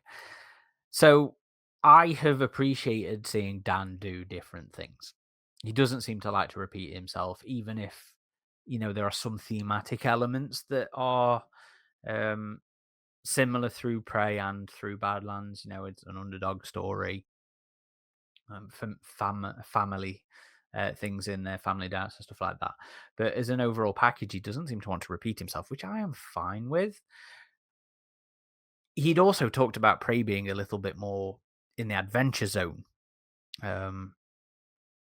in terms of things like some of the elements of like the sand, the mud pit, and the journey and the sweeping vistas and all that sort of stuff.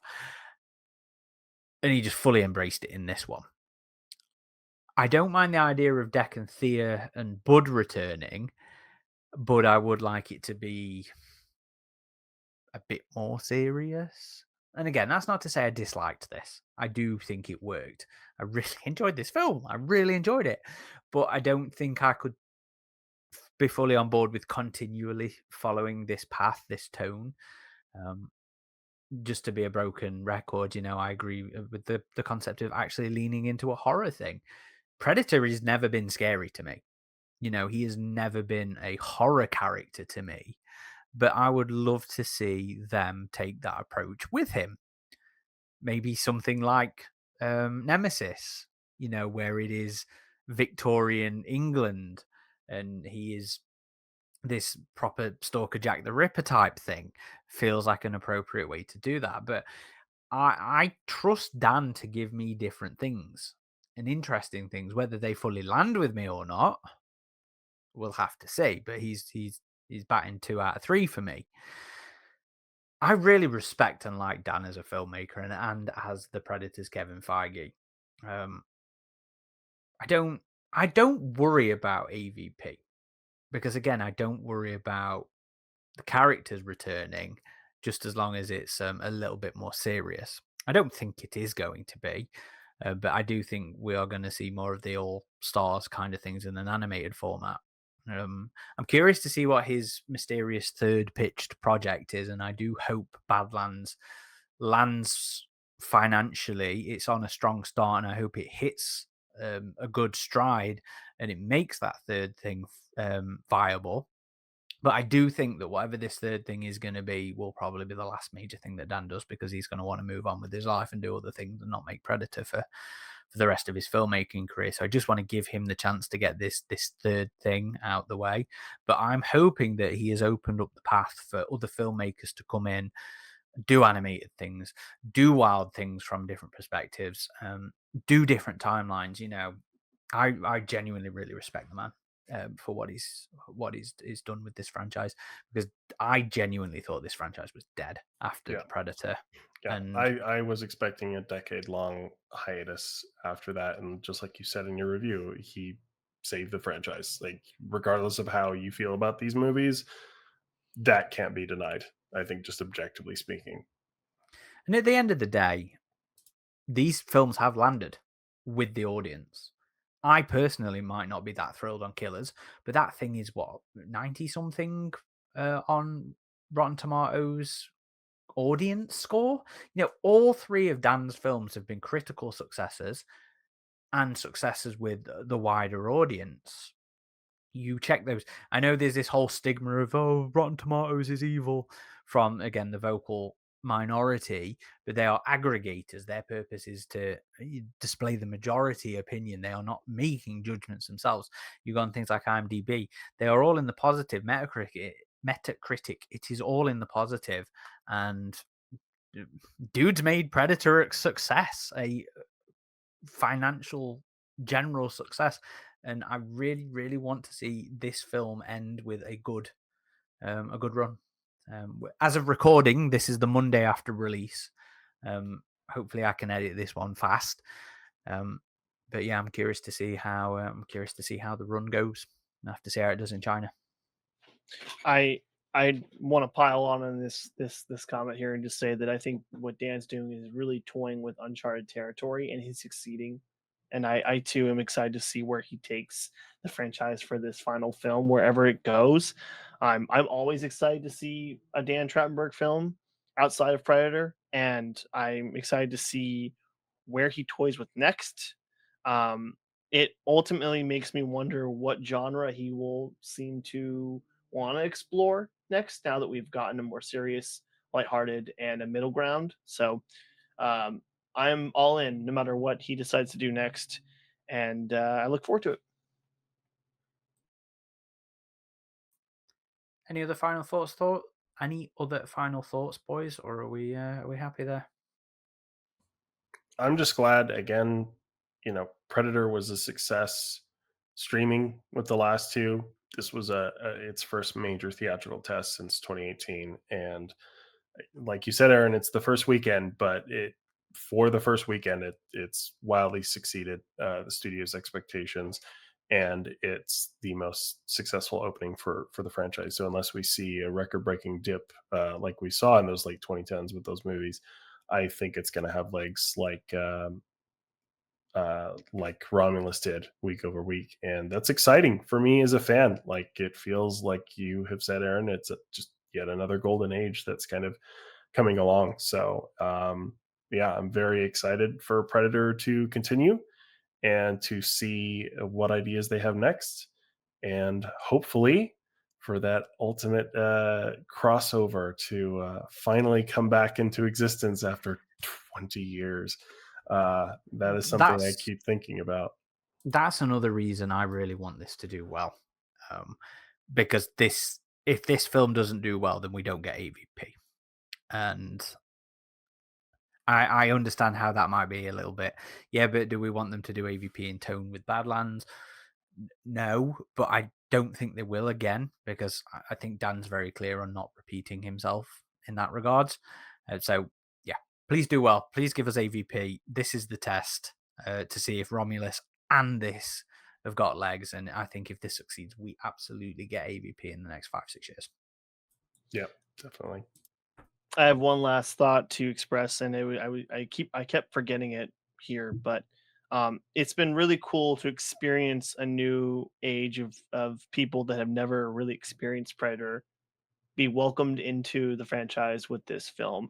I've had numerous friends and even a coworker that asked me if this movie was appropriate for their 12-year-old son, and I went, yes, absolutely. And that was really cool to think about, as this might be this kid's first introduction into the Predator, and similar to what Romulus did when I first saw it, and I got so many people asking me questions about it and wanting to talk about it. That was some people's first Alien movie, and this will be some people's first Predator movie. So regardless of whether you like it or not, I think it's really cool that so many people are going to experience this for the first time, and this might be their pathway into the deeper lore in the EU and so forth and so on.